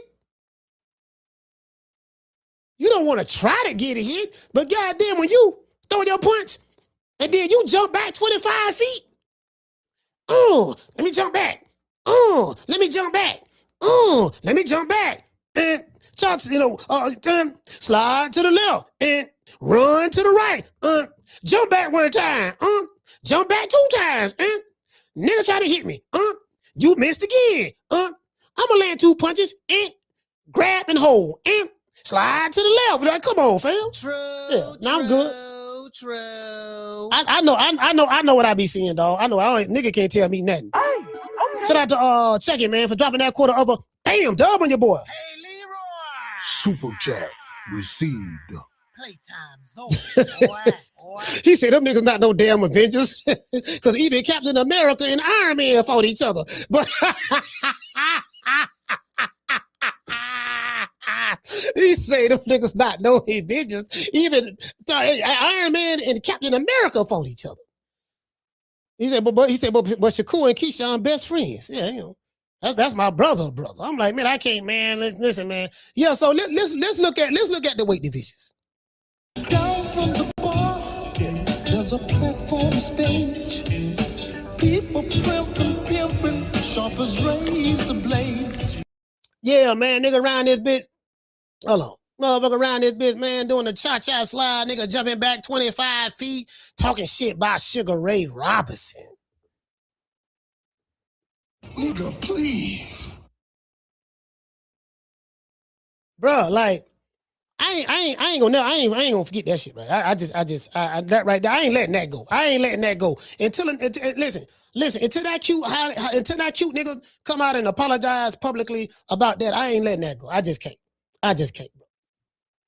That right there, I ain't letting that go. Not that right there. Hey, what you say, Damien? You say, so you got Cure, UD Shock, and Tank? Interesting. Yeah, no, you know what? Now the Tank thing, no, Shock, yeah, I got him UD and Shock. And again, Shock is a great fighter, but I don't see you gotta look at it from my perspective. What judge is going to give O'Shaquie Foster a decision against Shakur Stevenson? That shit ain't gonna happen. And then, Shakur is a lot better than Ray Ford. But this is the thing though. Both of those guys have sparred each other in the past, and Shakur used to like O'Shaquie Foster. There's videos out there of him praising O'Shaquie, talking about how great a fighter O'Shaquie Foster is. Where the beef happened at, I really don't know. They was friends once upon a time, but I think Shaq want to fight him, and and then I like that. I like when see fighters, you want to fight the dude, so be it. Now Tank don't fought these dudes before, but there's a reason why Tank don't want to fight him. Calvin, listen, Coach Calvin said it best. We ain't want to fight Shakur because Shakur ain't going to let us do what we want to do. He said Shakur ain't going to let us do what we want to do. He ain't going to let us do what we want to do. Tank want knockouts. He ain't going, you know what I mean? So I need somebody stylistically that complement my style that will allow me to knock this mofo out. Now, I think what shocked him was Lamont Roach. Lamont Roach fought Tank right there mid-range, and he fought him in the pocket. The entire fight. Tank landed the left hand a couple of times. It didn't do nothing to Lamont Roach. So I think that kind of like, you get what I'm saying? That kind of like, damn. So if Lamont Roach can do that, the only thing is, I see Shakur jumping back. Then Tank got the shorter arms and stuff. So, you know what I mean? Like, it's going to be tap, tap, tap. If you get too close, grab him, tie him up. You know what I'm saying? Like, bro, I'm visualizing this fight. But I'm visualizing this fight, bro. And I'm just, there's a reason. And shout out to Coach Calvin. Coach Calvin said that, Shakur ain't going to let us do what we wants to do. And he right. Calvin right about that. True. He right. Tank, somebody said it right here. And they say Tank can't catch him. Nah, Tank ain't gonna be able to catch Shakur with no shots. He ain't gonna be able to catch him with no shots. He can forget that shit. He ain't gonna be able to catch him with no shots. At all. He ain't gonna catch him with no shots at all. Not Shakur Stevenson. Not Shakur Stevenson. Ask Ever De Los Santos. Ever De Los Santos to tell you saw that Ever De Los Santos fight. I think that man landed 3 punches for the entire fight. 3 punches. He's not gonna be able to hit. He's not gonna be able to hit Shakur. He's not gonna be able to hit Shakur, brother. I'm telling you. He ain't gonna be able to hit him, bro. I see Shakur 12 round into him too.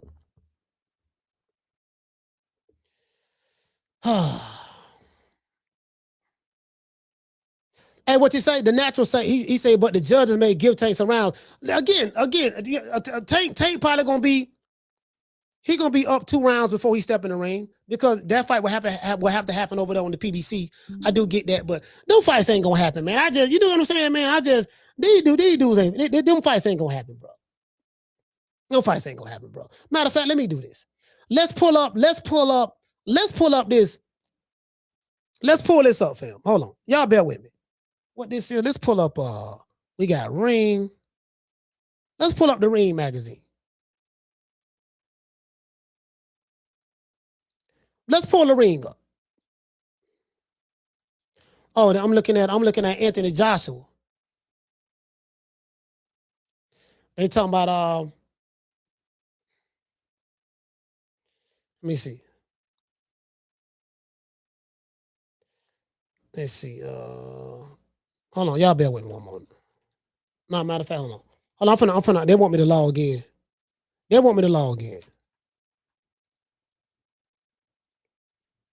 Oh, let me drop these phone lines. Sorry about that, y'all. I gotta drop the phone lines. My bad.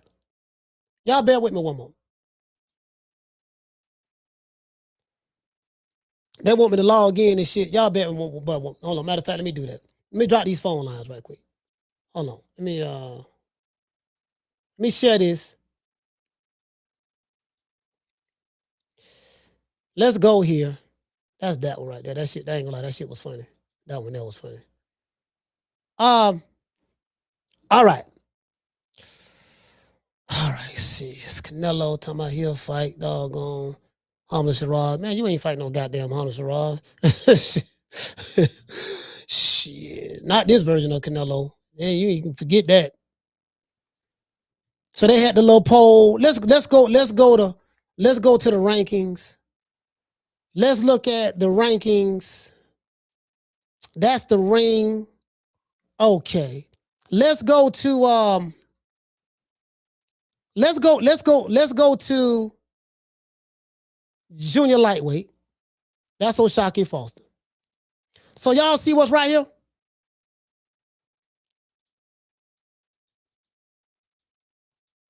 Let me blow it up a little bit more so y'all can see it. We'll blow it up a little bit more. Matter of fact, let's do this. Y'all see this right here? Now, the number one guy at 130 pounds, super featherweight, junior lightweight division is Emmanuel Navarrete. Navarrete is, Navarrete, you get what I'm saying? Navarrete, he's a unified champion here. Shot got quite a few fights he can make here. This is the fight to make. This fight right here. Shakur Foster and Emmanuel Navarrete. This is the fight. Stylistically, listen, all the Mexicans are going to come out for this fight. And the fight need to happen in Texas. They need to have this fight in Texas. I'm telling you, Navarrete come, he bringing it. He going to step. And then it's going to force Shakur Foster to let his hands go, and he going to do that. We know he got dog in him. Both of these guys got dog in them. Navarrete got dog in him. Shakur Foster got dog in them. They have two different styles, but their styles complement each other. This makes for a great fight. In my opinion, Shakur Foster versus Emmanuel Navarrete is a way better fight than Shakur Foster and Shakur Stevenson. Two pure boxers fighting each other. Robson Koseka, he don't fought him twice already. O'Shack got robbed. He got robbed in that first fight. He got robbed in that fight. Charlie Suarez, okay. Ray Ford, he don't fought him. See, this is the thing, right? I told y'all. See, my criteria, I got a boxing criteria. I have a boxing criteria. And one of my boxing criteria is, how many top 10 fighters did you fight? Well, so far, Shakur Foster has fought Robson Koseka, Raymond Ford. I don't know if he fight. And then he fought the other dude. What the other dude name was? Rocky Hernandez. I don't know if Rocky Hernandez was here or not, but he don't fought Rocky Hernandez too. Rocky Hernandez not in the ring top 10 anymore. But he don't fought 3 of these dudes. You get what I'm saying? So, let's go here. Let's go.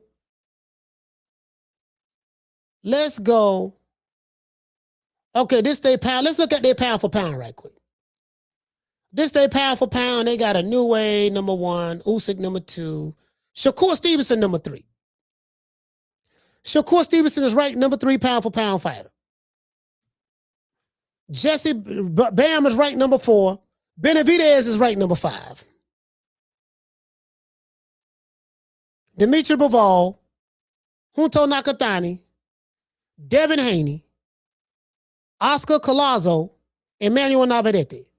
So Emmanuel Navarrete is also on the pound for pound list. He's also on the pound for pound list. So not only is he the unified champion at 130, not only is he the number 1 ranked fighter at 130, but he's ranked in the top 10 pound for pound. And and they are in the same weight division. And stylistically, this is a better fight. Now, if Shock move up to fight Shakur Stevenson, it don't make no sense to fight him. This is how I know the fight got to be at 140. Because Shakur Stevenson don't have a belt at 135. So he's not coming down at 135 to fight Shakur Foster for nothing. Shakur Foster can't win nothing fighting Shakur Stevenson at 135, but he can win some fighting him at 140. He can win Shakur Stevenson's belt. So he got to jump up 2 weight divisions to fight Shakur Stevenson. Something that Shakur Stevenson would never do. Move up 2 weight divisions to fight a top 10 pound for pound fighter. He won't do that. I know it and you know it. Shakur Foster's willing to do that. My thing is, we got bigger fish to fry. Let's go over here. Let's look at. I want to see. Hold on. Now I want to see. That's the rankings. Now y'all hold on. Let me bring this down some. Let's see. Shark got the WBC title. So y'all see this right here? Shakur Foster is the number. Let me blow this up some more. Shakur Foster is the number 1 ranked fighter with the WBC because he got their belt, of course. The Mauricio Suleiman belt. So this is the Mauricio Suleiman rankings. He got Shark number 1. Shark just beat Ray Ford. Gary Antonio Russell, I don't think they fought. Eduardo Nunez, I need to look and see who all he fought. I know he fought Robson Koseikai. I know that. I need to find out who the other dudes that Shark fought. I know he fought Rocky Hernandez and all those guys right there, but I need to see did he fight any one of these other guys here. But so far, he don't fought this guy right here, Ray Ford, and he don't fought Robson Koseikai. He don't fought 2 guys in the top 10.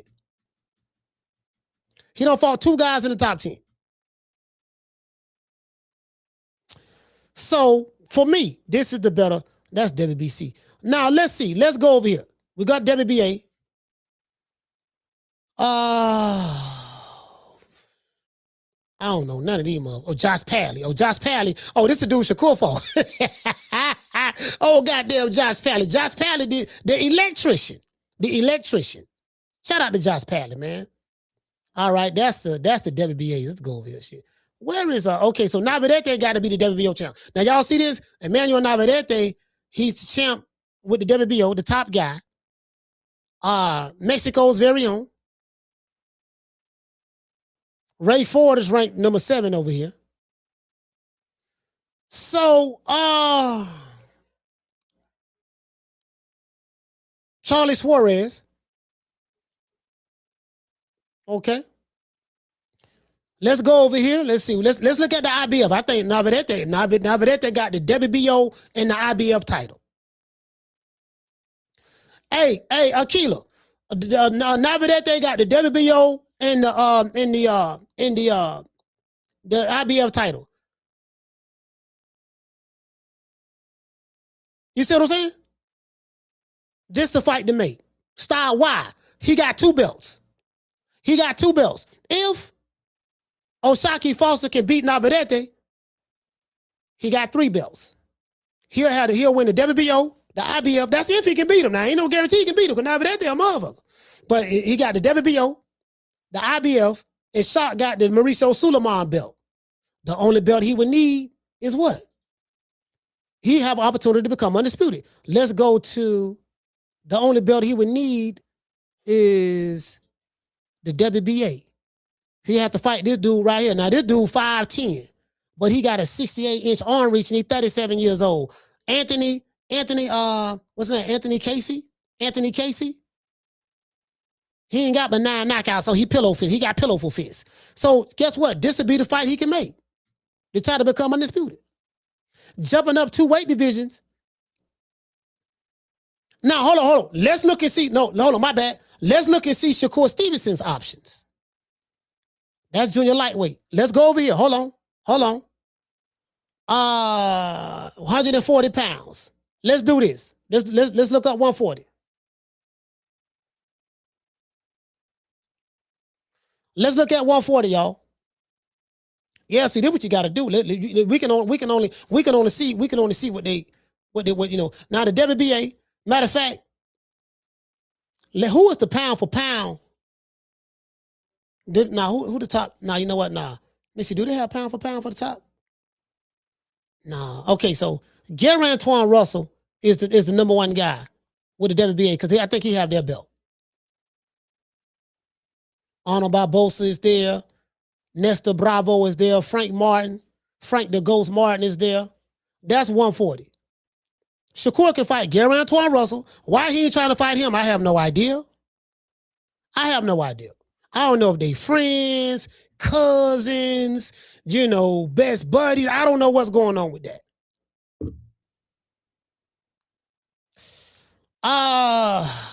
Frank the Ghost Martin. Ain't nothing like seeing two black fighters fight each other.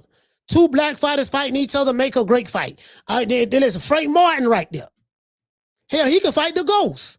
He can fight the Ghost. Shout out to Just Living Life. Shout out to the Natural Isle. Shout out to Gold Rush. Gold Rush, what's going on, fam? Shout out to Lisa Bells. Shout out to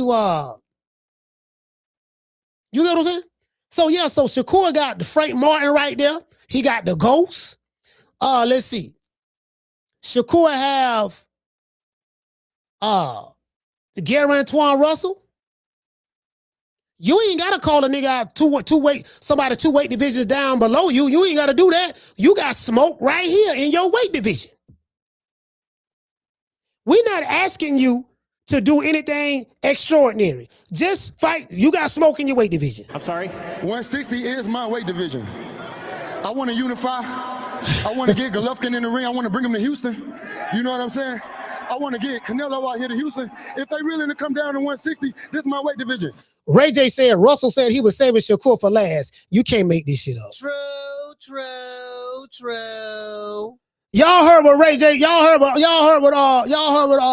what RJ said. RJ said Gary Antoine Russell said, "Yeah, I'm saving him for last, dog." When have you ever heard Marvin Hagler, Sugar Ray Leonard, Sugar Ray Robinson, Sugar Shane Mosley, any of the Sugars, Oscar De La Hoya, Tito Trinidad, Julian Jackson, Terrible Terry Norris, Michael Nunn, Lennox Lewis, Vander Holyfield? Yeah, dog, I'm gonna save him for last, dog. Yeah, I'm gonna save him for last. Why you can't fight him now? You got one belt, dude. You got one belt. Gary Antoine Russell got one belt. He ain't done nothing hellified down there. Has Gary Antoine Russell ever unified the division? Has Gary Antoine Russell ever unified the division? You talking about, nigga tomorrow ain't promising nobody. I'm going to save him for last. Say last for what? Caller, what's your name you calling from? Jamie from New York. Jamie, talk to me. Hey, coach, this is how we know that they're all doing it. They're picking and choosing opponents, bro. Yeah. That's a valid point that you brought up. Yeah. You mentioned it yesterday on your live. Yes, and sir. I was thinking about this morning, bro. This is something I never thought about. Listen, I haven't been fucking with boxing since 2015 like I used to. And now it's gonna be even less. Because this is what you said, and it's reality, coach. There's plenty of smoke in every weight classes, bro. Yeah. Right? They don't want to unify. They don't want to take chances. All they talk about, for example, Shakur, bigger guys and smaller guys. Bro, Antoine Russell is right there, bro. Russell's a tough out. He knows that. How about this new kid? He made a final knee, bro, early this year. Marataya. He's right there too. Yeah. He never brings up his name, bro. Raymond Muratala. Raymond Muratala. Yeah. Raymond. He's a tough out, bro. You see, and again, I think they're just doing it for clout chasing, bro, and somehow to reach the top without putting in the work, which is embarrassing. Again, I'm gonna continue to go back to Big Brother, Bud Crawford, bro. They're cramping his style, man. They don't move like him. I don't understand it. But again, bro, I don't even know what to say. I'm speechless, man. Because it's such a, this is what they're doing, and then they're trying to convince us that they're not doing this, you know? So either way, man, I think it's a bad look. These motherfuckers to me are soft, you know? I don't know, man. And also, what's his name? Fuck, man. The guy that fought Saturday. Oh, you talking about Raymond Ford and O'Shaquie Foster? O'Shaquie, another. Bro, you just said, you called out his name. I forgot the Mexican guy. Navarrete, man. He's another one, bro. Yeah, it's tough out. Tall, bro, he goes murder, man. He doesn't play. So again, what do you want to fight Shakur for? 2 weight classes above you makes no sense. Now, when Shakur jumped in the ring, bro, you notice that size difference? Yeah, Shakur was big. I know. Bro, Shakur is big, bro. Like he can fight. Shakur can fight at welterweight easy right now. Easy. Yeah. And I know it's not his fighting shape, but still, you can see, bro, how big he was. Yeah. You know, it's not fair, man. Again, if they don't feel they can beat you, bro, they won't take the fight. You know, as simple as that. Now, Ford, coach, that ring entrance. When I saw that guy, bro, shaking his knees, the way he was doing it, that shit was embarrassing. Let me pull this up. They say it was disturbing, coach. They say it's a dance from New Jersey. So let me pull this up. I've never seen that before. Yo, it's a man, coach. I couldn't watch the rest of the ring walk. I had to look away, bro. I couldn't focus. Nah, man. Why would a man? What pushes a man to dance like that, bro? Nah, well, it's these kids nowadays, man. You know, like this the Lil Coochie Burt era. You know, the young thug. You know, it just that's what it is. I mean, I don't know if it was a man or a woman. I had no idea. That shit was disturbing. Hey, what that rapper name? Anybody? Y'all tell me what? I'm finna look this nigga. Y'all keep talking about this dance. That was weird, man. What was his name? That was weird, bro. And Ford, he caught himself. You can see he's kind of like embarrassed. You know what I'm saying? They was booing him and shit. Well deserved. I don't know where he got this guy from, but that was a horrible look, man. What the dude name? And Ford, hey, coach. And Ford, you know, he didn't look that bad in that loss. He's fine. I like him. Hey, you know the funny part about it? When Shocky Foster threw Raymond Ford out the ring, I was like, damn. Oh, my God. Like, God damn. Man, that was the best, bro. He threw him out the ring. I was like, damn, I hope he ain't break his arm and then, you know what I mean? But he called himself. He threw him out the ring. He got lucky hitting you know, I wasn't the ref. I would disqualify you on the spot, man. That wasn't cool, though. But either way, man, look. Again, it was a tough loss for what's his name? I don't, you know. Again, somebody said something about, you know, his I think Oshaki was thinking him and everything. He probably had best, you know, more experience. I don't know, but again, Ford, man, it was a tough out for him. But Oshaki was clearly better and busier. You know, I like how he brings in. He's a busy fighter, but not the Navarrete fight. That's the fight he needs to do, bro. Forget Shakur. Shakur's in something else, man. He's clout chasing. That's what he's interested in. And he's got skills. But again, bro, fight guys your own size, man. Stay at 140. Go back to 135. Fight a welterweight. But again, bro, I don't want to hear about it, coach. You feel me? Yeah. Just fucking do it, man. But each weight class has plenty of smoke. Bro, whatever happened to these champions, you know, defending their title, bro, several times? You know? Yeah, they don't do that. Don't do that. Don't do that anymore. Like, you know, not really. I mean, a new way. Usyk does it. A new way. He defended all of his undisputed titles on a consistent basis. I'm saying when you win all the belts, you got to fight all of those guys. So a new way does that. Very few fighters do that when undisputed. Crawford didn't even do that. Once he became undisputed, he moved up. It's like I did what I needed to do. Now I'm finna move up and go. You know what I mean? But there's smoke in those weight divisions. But your point well taken. Shout out to Jamie, man. Salute, brother. Yes, sir. Yeah. Let's see what's up with this. Chill from my OBS. I ain't from Kenny, but I learned how to buy today. Stop. What?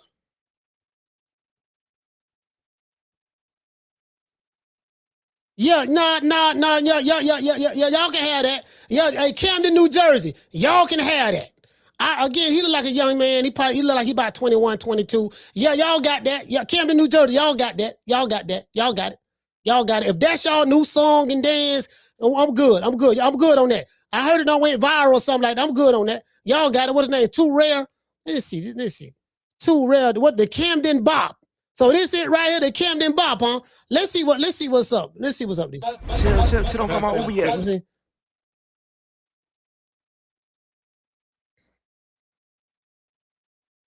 Yeah, no, I'm good. Yeah, I'm good. This nigga got a pink rag on it. No, I'm good, dog. I'm good. Y'all can have it. Y'all got it. Yeah, y'all got it.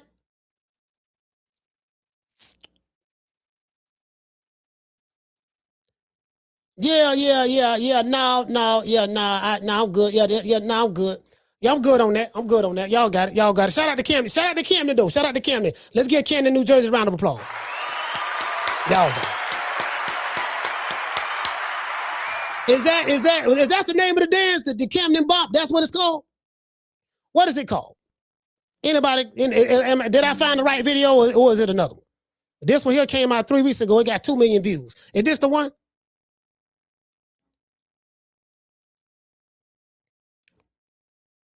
He got his hair done. What? He got his hair, what? He got his hair done, looking like some curly fries. This nigga hair look like, this 2 Chainz be doing this shit too. Hair looking like some curly fries right here. Like this some nice weave. I don't know if it's, what kind of weave it is. Did he get it from the Chinese or the Koreans or, I don't know where he got his weave from, but but he got some nice weaves and stitches in his hair. Let's see. Yeah, see them hips a little too loose right there. Them hips a little too loose right there. Yeah. He throwing it back. Yeah. Y'all got it. Yeah, shout out to Camden though. Shout out to Camden. Yeah, shout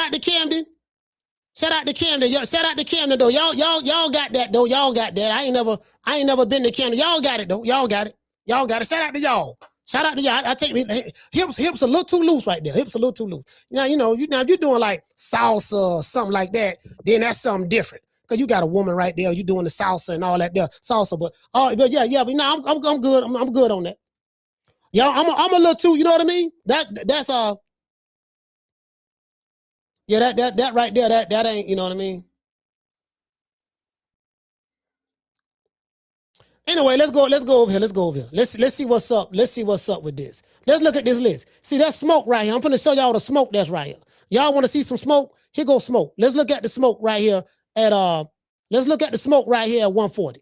Now, Shakur Stevenson he is the supreme champion in the WBO division. Y'all see that?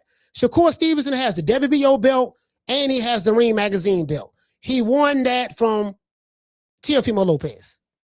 Guess who's number one? Keyshawn Davis. These two have made a pact that no matter what happened in life, they will not fight each other. And I'm starting to think, I'm finna be honest with y'all.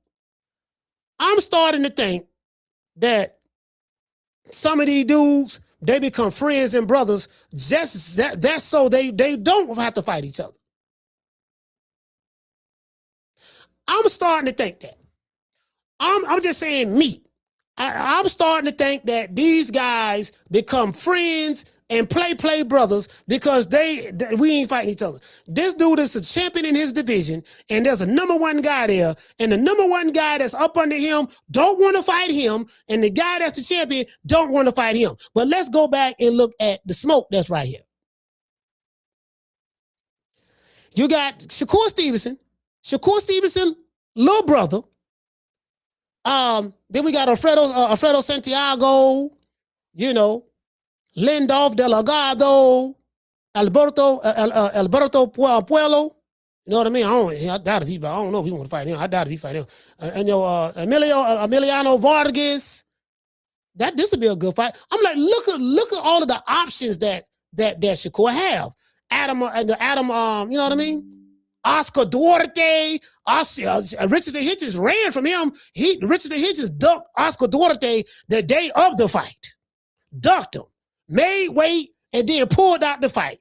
I ain't gonna never forget that. He's a duck. Richardson Hitchens is a duck. I don't care what nobody say. You make Brooklyn look bad. So right here, look at all this smoke right here. Emiliano Vargas, Alberto Puello. We got Delgado, Alfredo Santiago, Keyshawn. So we got to scratch him off the list. Key ain't there. We're going to scratch him off the list. He number one. It's just like he ain't there. This is the equivalent. Y'all check this out. Let me do this.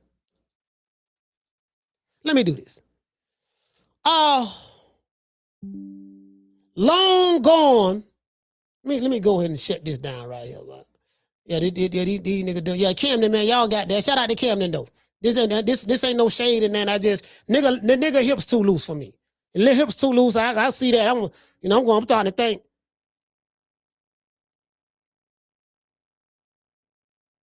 What the hell these niggas doing? What the hell? Hey, see. I'm sorry about that, y'all. I'm gonna show y'all what I'm looking at. I don't got distracted. This is what I don't got distracted with. Now I can see the little kids. I get that, the little kids and stuff like that, fam. But bruh.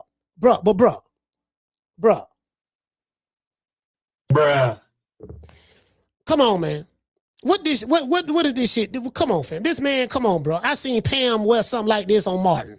What this man got, come on, fam. He got the weave, shit looking like some curly flies. He got the Mama Holyfield special. With the stop it. I'm from New Jersey too. Wait a minute. Well, let me do your hair. Let me do your hair. Son, come here, son. My son. Wait a minute. Let me do your hair. Let me put the curly fries. Nigga got curly fries in his hair, fam. True. Don't nobody get a pass of me. Everybody get it. Nobody get a pass. I don't give a damn who it is. Nigga got curly fries in his hair. Nah, I'm good. Y'all got it. Y'all can have it. Shit. Anyway, so Shakur, so there's other guys here. You trying to tell me.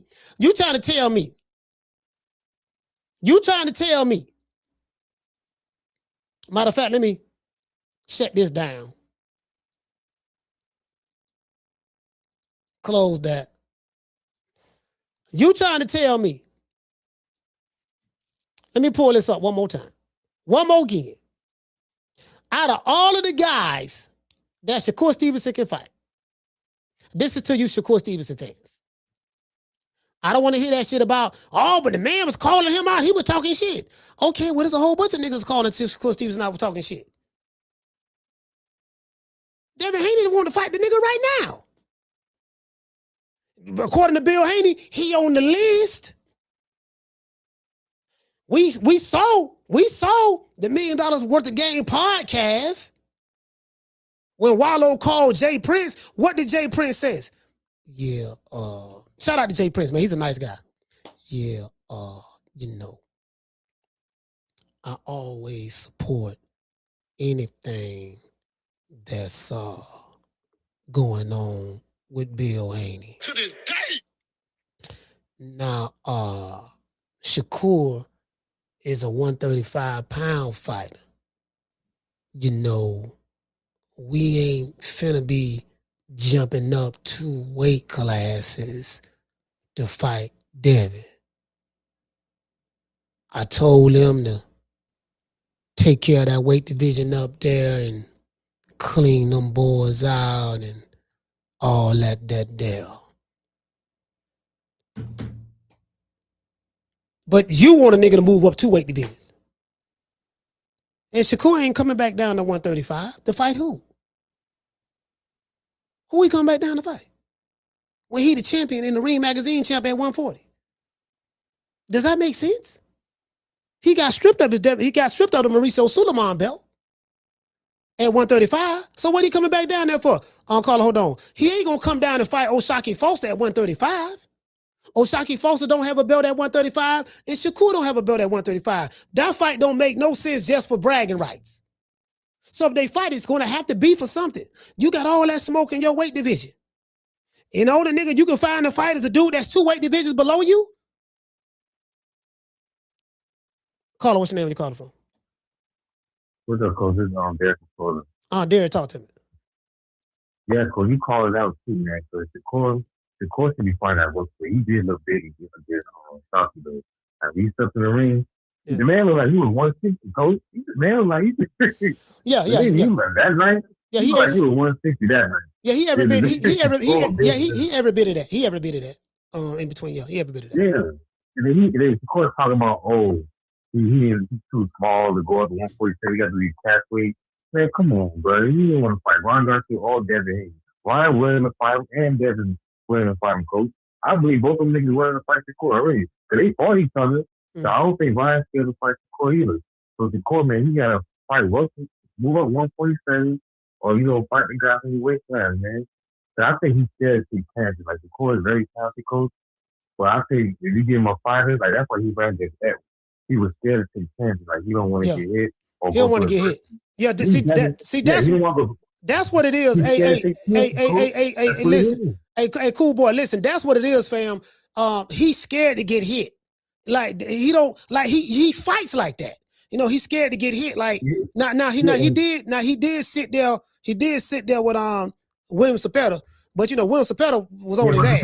He was on his ass though.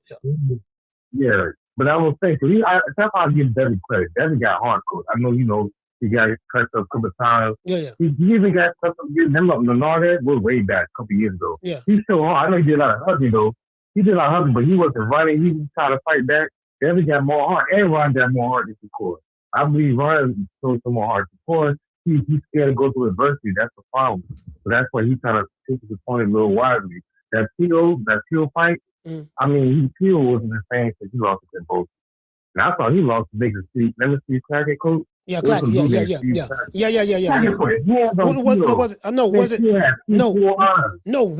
What the other dude named that Teal fought? Sando Martin.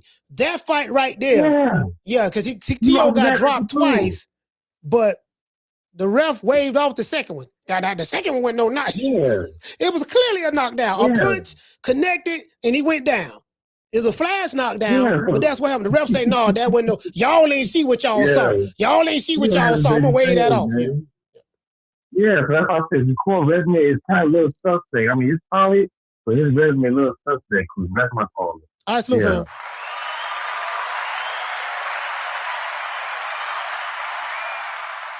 Hey, shout out to Dr. Morrow. He said coach called Bud. Nah, Bud in Africa. Bud over there in Africa, man. That man over there in Africa with his kids, with his boys. That's where he at. You know what I'm saying? So, yeah,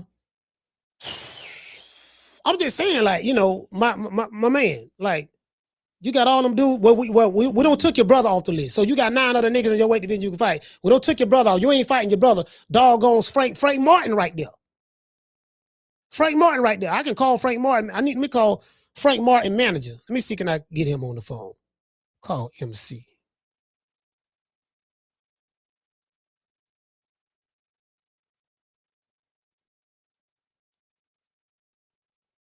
Okay, let me see what's on. Hold on, let me call.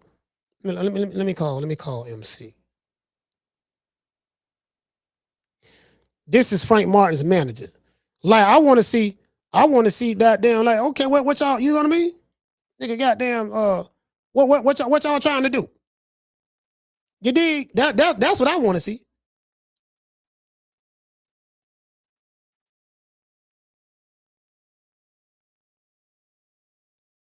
What? Bill, my ledger. What are you talking about?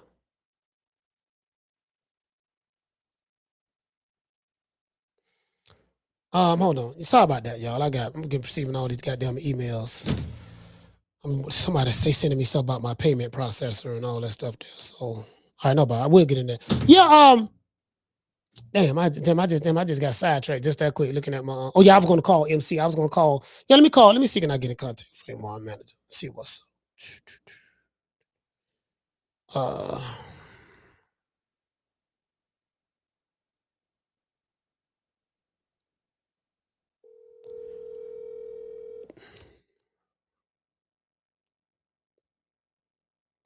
Hey, what's up, Coach? Hey, MC, what's going on, fam? Hey, man, I'm live on air.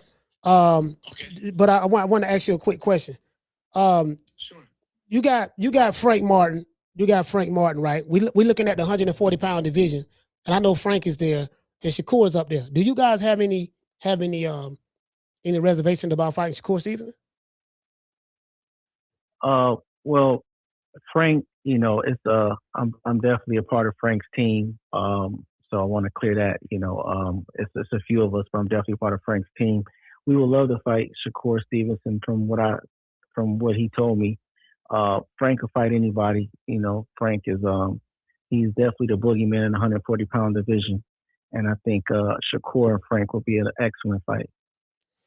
I mean, you say he's the boogeyman of the 140-pound division. Why you say that? What is that based on? Well, Frank will give anybody, all they can handle, and I believe Frank could beat almost anybody at the 40-pound division. I think Frank's best performance is yet to come, and I think people are, will see the best Frank Martin in his next fight. So when will be his next fight? Do you have any idea, or what you got? I know you probably can't reveal it until stuff is more like No, we looking. In, I think Frank is looking towards the end of the year, and he's ready. He's in the gym. He's training, and he's focused and he's ready. So I would say everybody stay tuned. Frank Martin will be back in the ring, and he will deliver. And Frank will be. Frank's a fan favorite. Frank's a fan favorite. He always comes to fight, and whoever he gets in the ring with, it's gonna be a great fight. But okay, but why he waiting so long? Like the end of the year, Frank fought earlier this year, right? Him and Yeah, coaches. It's a lot of politics in boxing. And Frank could be ready. Frank ready to fight now. But the politics in boxing, they have to get things in order, get things in line. And once the business is handled with Frank, then, he'd be ready to fight, and he's ready. He's in the gym every day. He's training. He's looking good. He's ready. Yeah, I'm glad you clarified that, MC, because I was like, man, I see Shakur Stevenson. I saw the fight this weekend. I don't know if you watched it with Shakur Foster and Raymond Ford and stuff like that.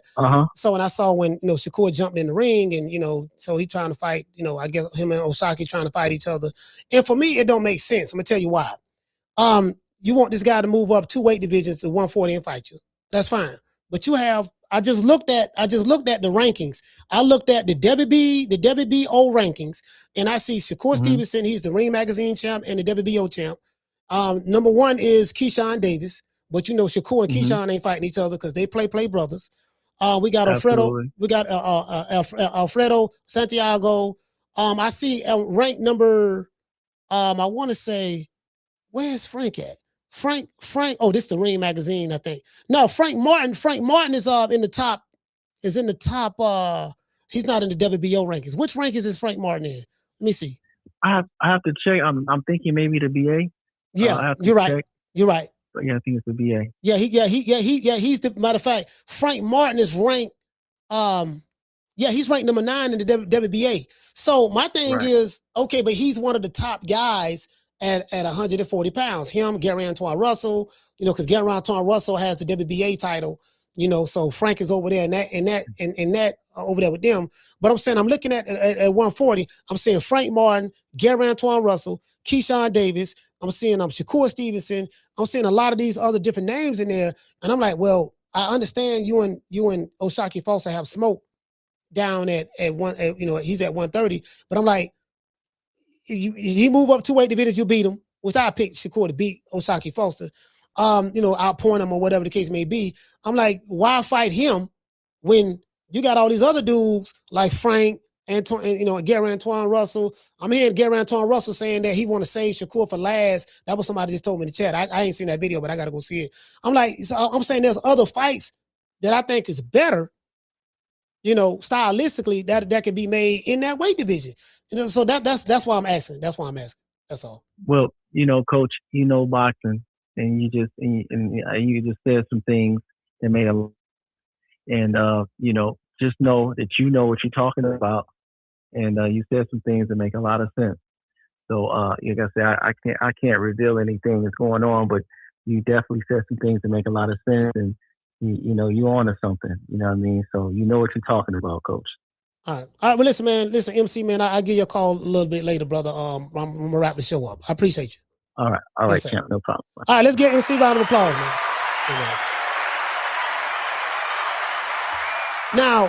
Now, MC, I want to say, MC is from Philly. He's from Detroit. He's in Detroit. I think, he's from Detroit. He's a Detroit of Philly. He used to manage Malik Scott back in the day.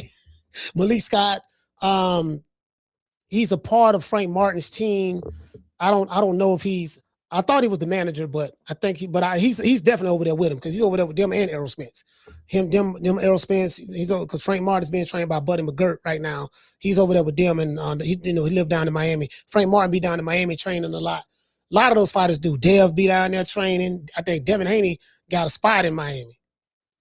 He got a spot in Miami. I ain't gonna tell y'all where he live at, but I've been to his crib down there. He got a spot in Miami. Of course, Bill Haney got a spot there. Him and Dev separately, of course, but Frank Martin be down there a lot training. David Benavidez be down there a lot training. Tank Davis be down there. Adrian Broner, all them down there be down there training and stuff. So, yeah, man. I mean, it's other dudes. It's other dudes that can fight. Again, if you want to fight on Shakur Stevenson, I ain't tripping on that. But my thing is, if you want to fight him for the sole purposes of, yeah, I'm trying to fight people, don't nobody want to fight me. I'm like, dude, you got a whole bunch of niggas right now in your weight division. 140 is your weight division. You ain't coming back down to 135 to try to fight anybody for a belt down that way. You went up to 140 for a reason. You get what I'm saying? So that's all I'm saying.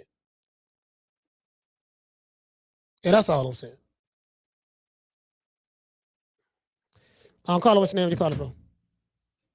This Vision Sports TV out of the DMV. Vision Sports TV, talk to me. What up, Coach, man? Hey, yeah, I do think that I do like that fight with Shakur and Oshaki. I actually would like to see that fight. I think that would be a good fight. I do think Shakur would beat him, but I do think that's a good fight. I don't really care to see him versus Frank Martin because I don't think Frank Martin is. I don't think his IQ is on that level to fight a Shakur. He's not.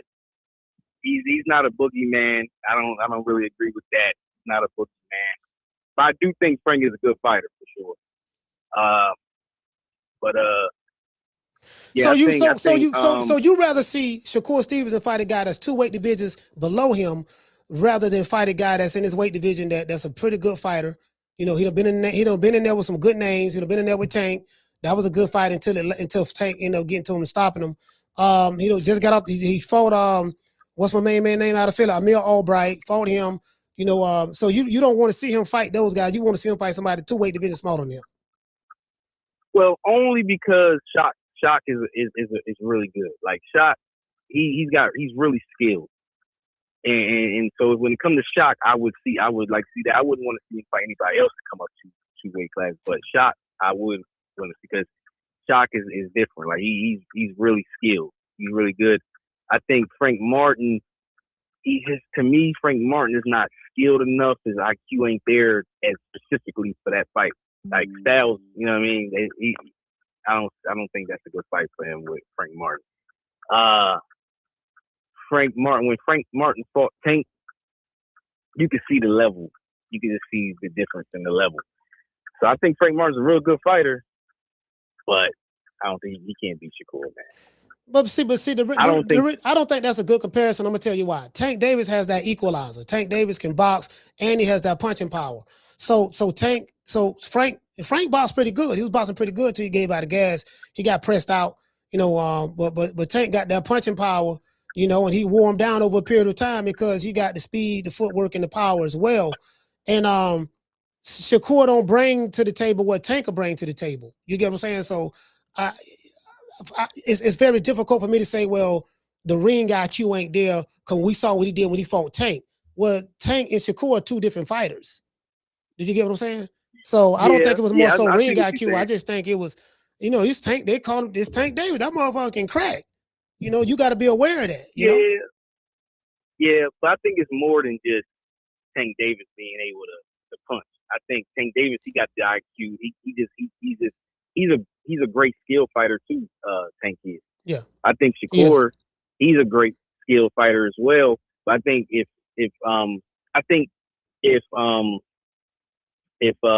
Frank get in there with Shakur's so good at the distance and with the timing, and that's the same thing that Tank is good with. That's why Tank was basically, to me, Tank, it was easy. That was easy for Tank against when he fought Frank Martin. That was easy for Tank, man. And I think that's why I say with it's the IQ. That's the biggest thing. So what about right okay? now with So that fight. So what about Shakur, Gary Antoine Russell? Both of them champions. That's a unification match. Gary Antoine got the WBA. Shakur got the WBO in the Ring magazine. What's up with that?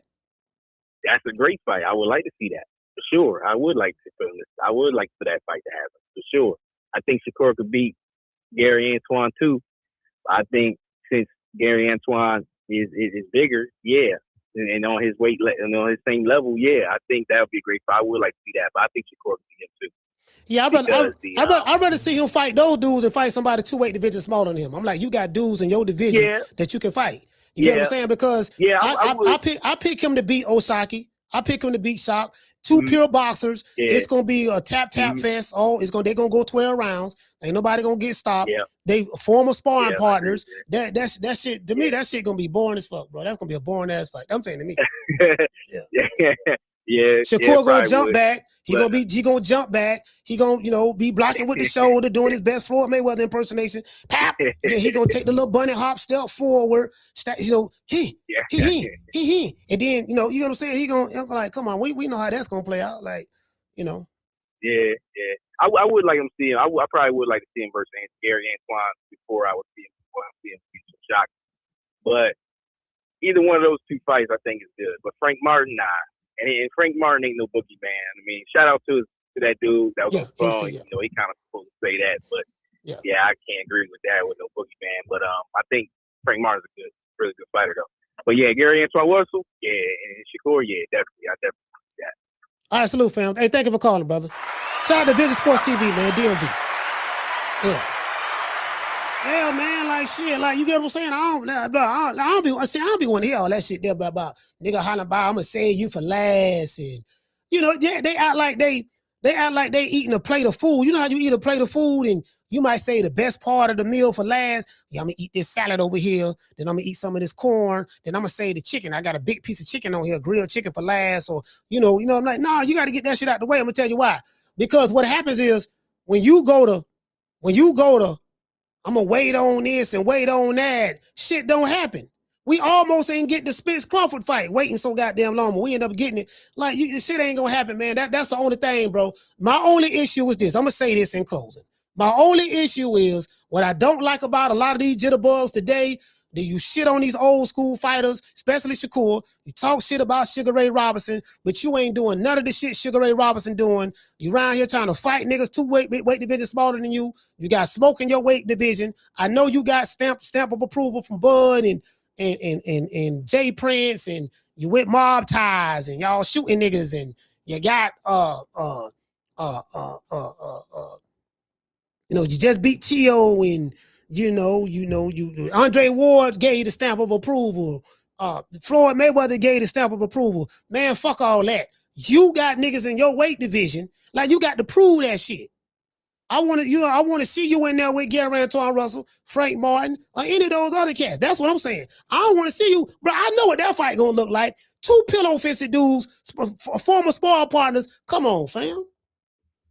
And I like Shock. I like Osaki Foster, and I like Shakur Stevenson. But guess what? Do not mistaken me liking you for you being above criticism. I don't care who it is. It don't matter. I see how a nigga moving. I can't act like I don't see what I see. Come on, fam. Caller, what's your name? You calling from? Hey, yo, Coach, this is Mason from Flint, Michigan. What's going on with you, man? Hey, man, Mason, what's up, brother? Man, ain't much, man. Just sitting back enjoying the show, man. Check this out. So, good fight on Saturday. Good back and forth action. Ford ran out of gas. Yeah. Shock picked it up in the championship round. He did. Showed the separation. It was a good little scrap, man. My favorite part was when he tossed the nigga out the ring on some Jazzy Jeff shit. Hey, Mason, I was like, damn, he threw the nigga out the ring. I was like, I said, shit. He threw that nigga out the ring. I said, oh my God. But, thank God, he ain't fucked the nigga up and get disqualified and all of that. You know what I'm saying? But as far as Shakur though, right? Yeah. The mob ties niggas is known for setting niggas on dummy missions, man. Yeah. And he sent this man on a dummy mission and told him he had to fight Shot, put his O on the line, and got the boy smoked. Yeah. And I hope niggas learn from this shit, right? That don't let another nigga, you know what I'm saying? Yeah. Nigga outside your door telling you to come outside, and you gonna send your little brother outside and get him fucked up. So I hope these niggas can learn from this shit, man. Don't be, chasing down smoke for another nigga. That nigga Shock was calling for Shakur. He wasn't calling for Ray Ray. Yeah. But because I don't know if you remember what happened, Mason. What happened was Shock had them. He beat whoever he beat. I forgot who it was, and then I think did he move up to 135? Yeah, he was the mandatory for the WBC strap. I forgot. Yeah. I gotta go. He beat Cool Boy. He beat Cool Boy, and they made him interim champion. For WBC. Yeah. That's what happened. And I do remember that. And then Shakur moved up to fight. I ain't saying Shakur scared of Shock. I'm not saying that at all. But he moved up to fight Teofimo. Right, he beat Teofimo, and the WBC just stripped him of the belt. He just took it from him because he was because he said he was going to come back down and defend it. But then when the WBC Mauricio took the belt from him, there's really no need to come back down to 135 at this point. I doubt if he was going to come back down to 135. I really don't know. I think Mauricio kind of like jumped out the window with that, but it is what it is. But so there's really no incentive. If he was still there, then that'll make sense. But now he done moved up to 140. And to me, that fight don't make sense. And then stylistically, you have two pure boxers who spar each other a lot years ago. So come on, man. Mason, you've been watching boxing a long time. You know, two pure styles make fights. The way Shakur Stevenson fight, man, nah. And Shaw, they're not. I don't, And then the nigga, you've been saying the nigga had bad bitch energy. Yeah. And Saturday night when he jumped in that ring, he showed every ounce of that single mother, my father was never around, fucking energy, bro. The jumping up and down, the screaming and the yelling, the I'ma stop you. No, nigga, you sent your mans in there, your mans got smoked. Mm-hmm. Then you call a nigga a bum to his face. Well, if the nigga a bum and he just beat the shit out your man, what that make you man? Thanks. You know that's a good one. Hey, that's a good one. Yeah, if Osaki Foster is the bum, why you want to fight him? That's one. Two, if he a bum, what does that make Raymond Ford? Raymond Ford just got beat by a bum. So come on. Exactly. And this whole NWO shit they got going on over there with all these niggas is friends and ain't nobody fighting none of the brotherhood because of they covenant they got. That shit weak as hell, bro.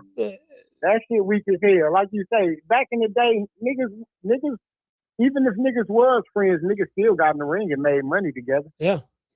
It's the sport. Hell, motherfucking hell, even that's my call. All right, salute, fam. Shout out to Mason. Yeah, even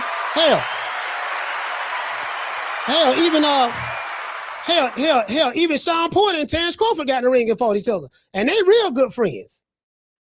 Kenny Porter used to be one of the dudes that helped train Bud in the Olympics. Well, he didn't go to the Olympics, but the trials where he ended up getting knocked out of it. But I'm just saying, Sean Porter and Bud real good. But guess what? They fought each other. It was a good fight. It was a good little scrap. Sean Porter was doing a little something, and until he got stopped. As the fight went on, he got stopped.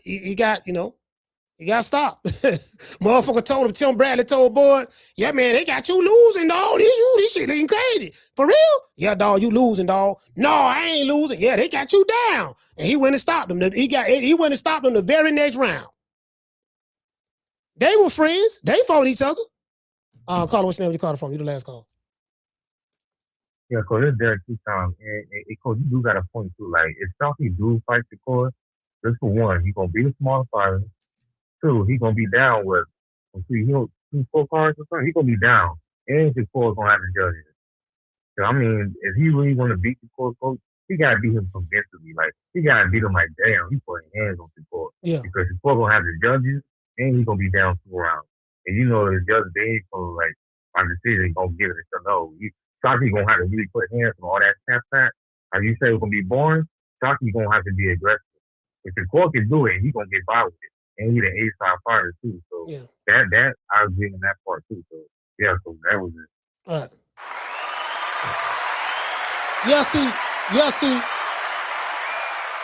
See, this is another thing too. Shakur Foster got like 3-4 losses. He had some losses early in his career, and he had a controversial loss against Robson Fonseca, which I totally disagree with that fight.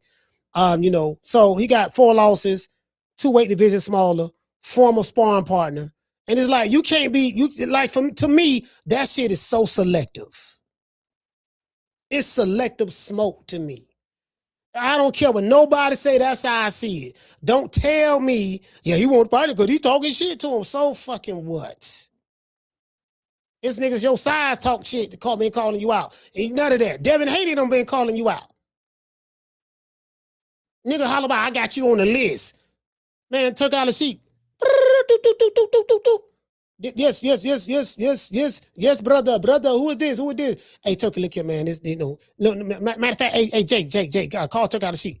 You sure about this? Yeah, y'all call. Alhamdulillah, yes. This Turkey out the sheet. Who is this? Hey, sheet. How you doing, brother? This Jay Prince from Houston. I want to talk business to you. Hold on, Jay Prince. Abdullah. Yes. I got this slow talking ass nigga on the phone right now talking about he want to do business. You want to talk to him? No, Sheik. I don't want to talk to him. You handle it. Oh, goddamn fuck. All right. Hello, what you said? Yeah, man.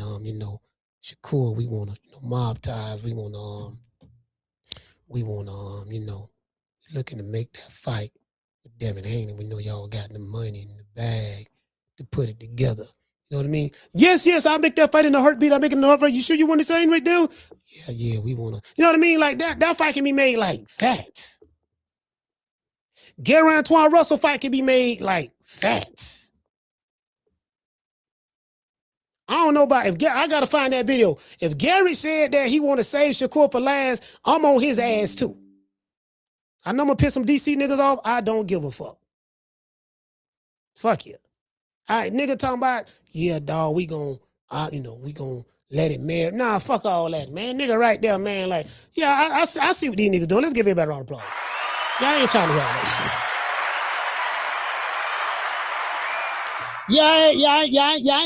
I ain't trying to hear none of that. Not me. I ain't trying. Let's give everybody a shout out.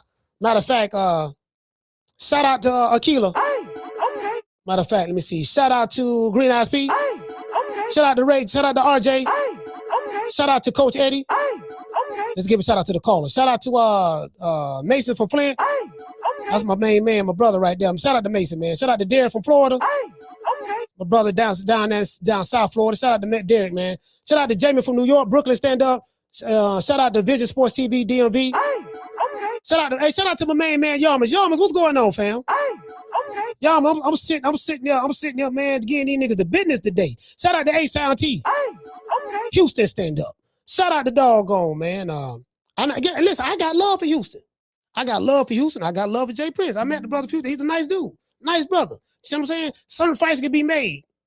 I know the manager only going to do what the fighter want him to do. So I know whatever Shakur want to do, I know Jay Prince can make that happen for him. You get what I'm saying? So, I know he can do that. He willing and dealing. He can make it happen. You get what I'm saying? So that's all I'm saying. I ain't trying to hear all that other shit.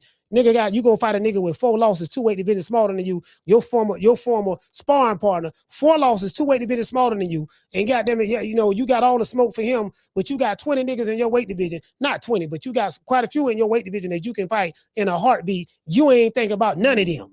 Niggas, they calling you soft and all this shit there. You ain't think about none of them. You sent your little brother, Ray to get beat. The goddamn Osaka threw him out the ring. He came to the ring with a fugazi rapper. What a nigga named Too Rare. He got curly fries in his hair. He got curly fry weave in his hair. He coming to the ring, yeah, dog, this a new dance, goddamn, we came up with, dog. I'm like, damn, you come up with no dance more gangster than that? Nigga, Fat Joe had lean back. Fat Joe, you know, Fat Joe had lean back. Like Fat Joe had lean back. You get what I'm saying? Not About Nature had hip hop parade. Ho, hey, hip hop parade. Joe Budden had pump it up. I ain't gonna lie. I wasn't a fan of Joe Budden as a rapper. I'm not. I like him more as a podcaster than a rapper. That shit was trash. And it was a hit, but that shit was trash. Now they did have that song in the movie. I think that song was in Drumline. That's what blew that song out. Pump it up. You know, it was catchy. It was catchy. You know what I mean? I wasn't bumping into my car. I don't know nobody in my city was bumping it. I'm just saying, you know what I mean? So it is what it is. But yeah, man, you see what I'm saying? You know, but shout out to the little Jitterbug. Jitterbug, this ain't now personal. If you watch this Too Rare, this ain't now personal. I ain't got now personal to get Jitterbug. I'm just saying, the curly fries in your hair and the clapping the knees together, getting your eagle on. I'm old school. I ain't, that's all Jitterbug. It ain't now personal. Shout out to Gold Rush. Hey, okay. Shout out to Schoolo. Hey, okay. And I'm gonna give everybody else a shout out right after these messages.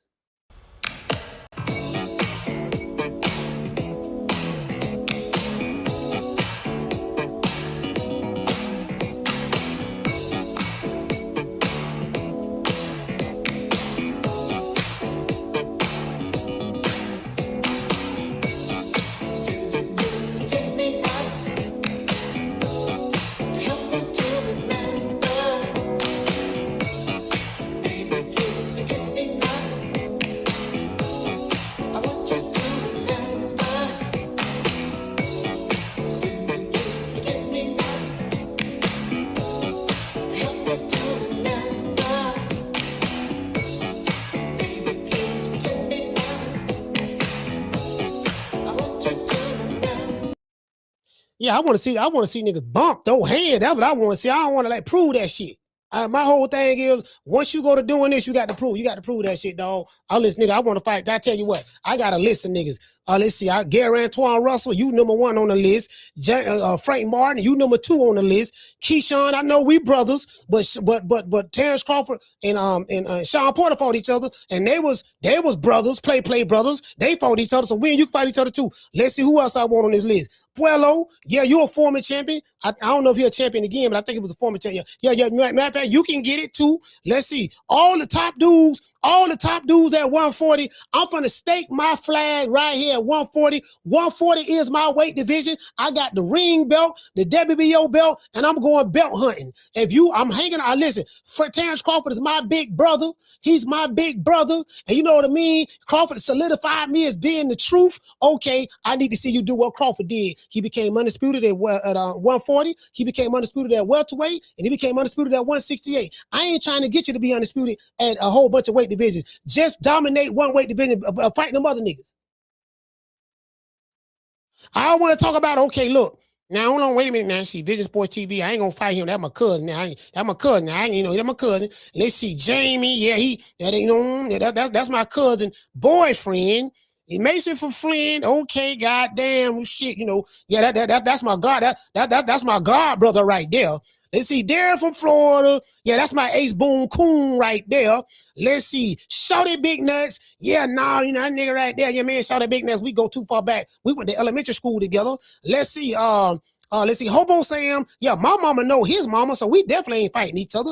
Let's see. Yeah, but tell that nigga that got 4 losses, that's 2 weight divisions below me, tell him he can get it. Hey, okay. To this day. True. Shout out to Lisa Bells. Shout out to Akila.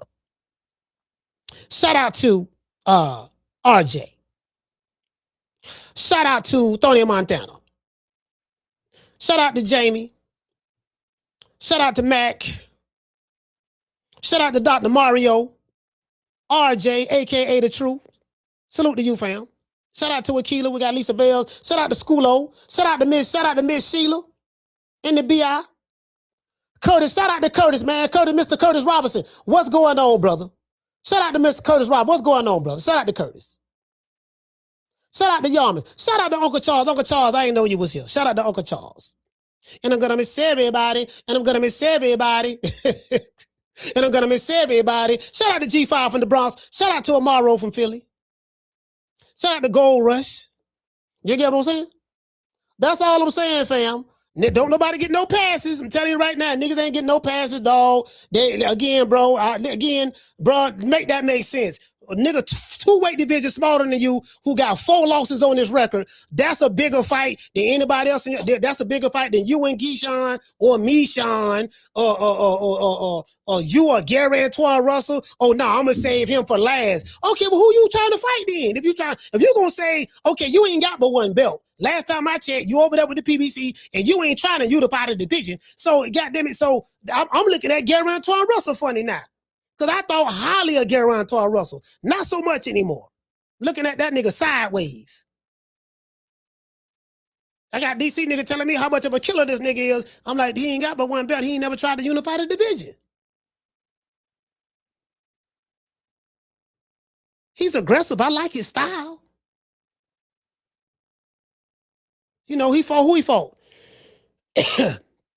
Shit, his last fight, boy, that last fight didn't look too. You get what I'm saying? A lot of holes in that boy armor. A lot of chinks in his armor over there. These dudes got to be fighting. Listen, this is my wish. This is my wish for you young jitterbug fighters out there. Stop being friends. Stop being brothers. Stop kissing and hugging and fight each other. That's all I'm saying. You dig? Catch you guys on the next one. You know my motto. Don't meet me there, beat me up. Peace. Man, I'm out of here, bro. Let's go. Man, I'm out of here, bro. Let's go.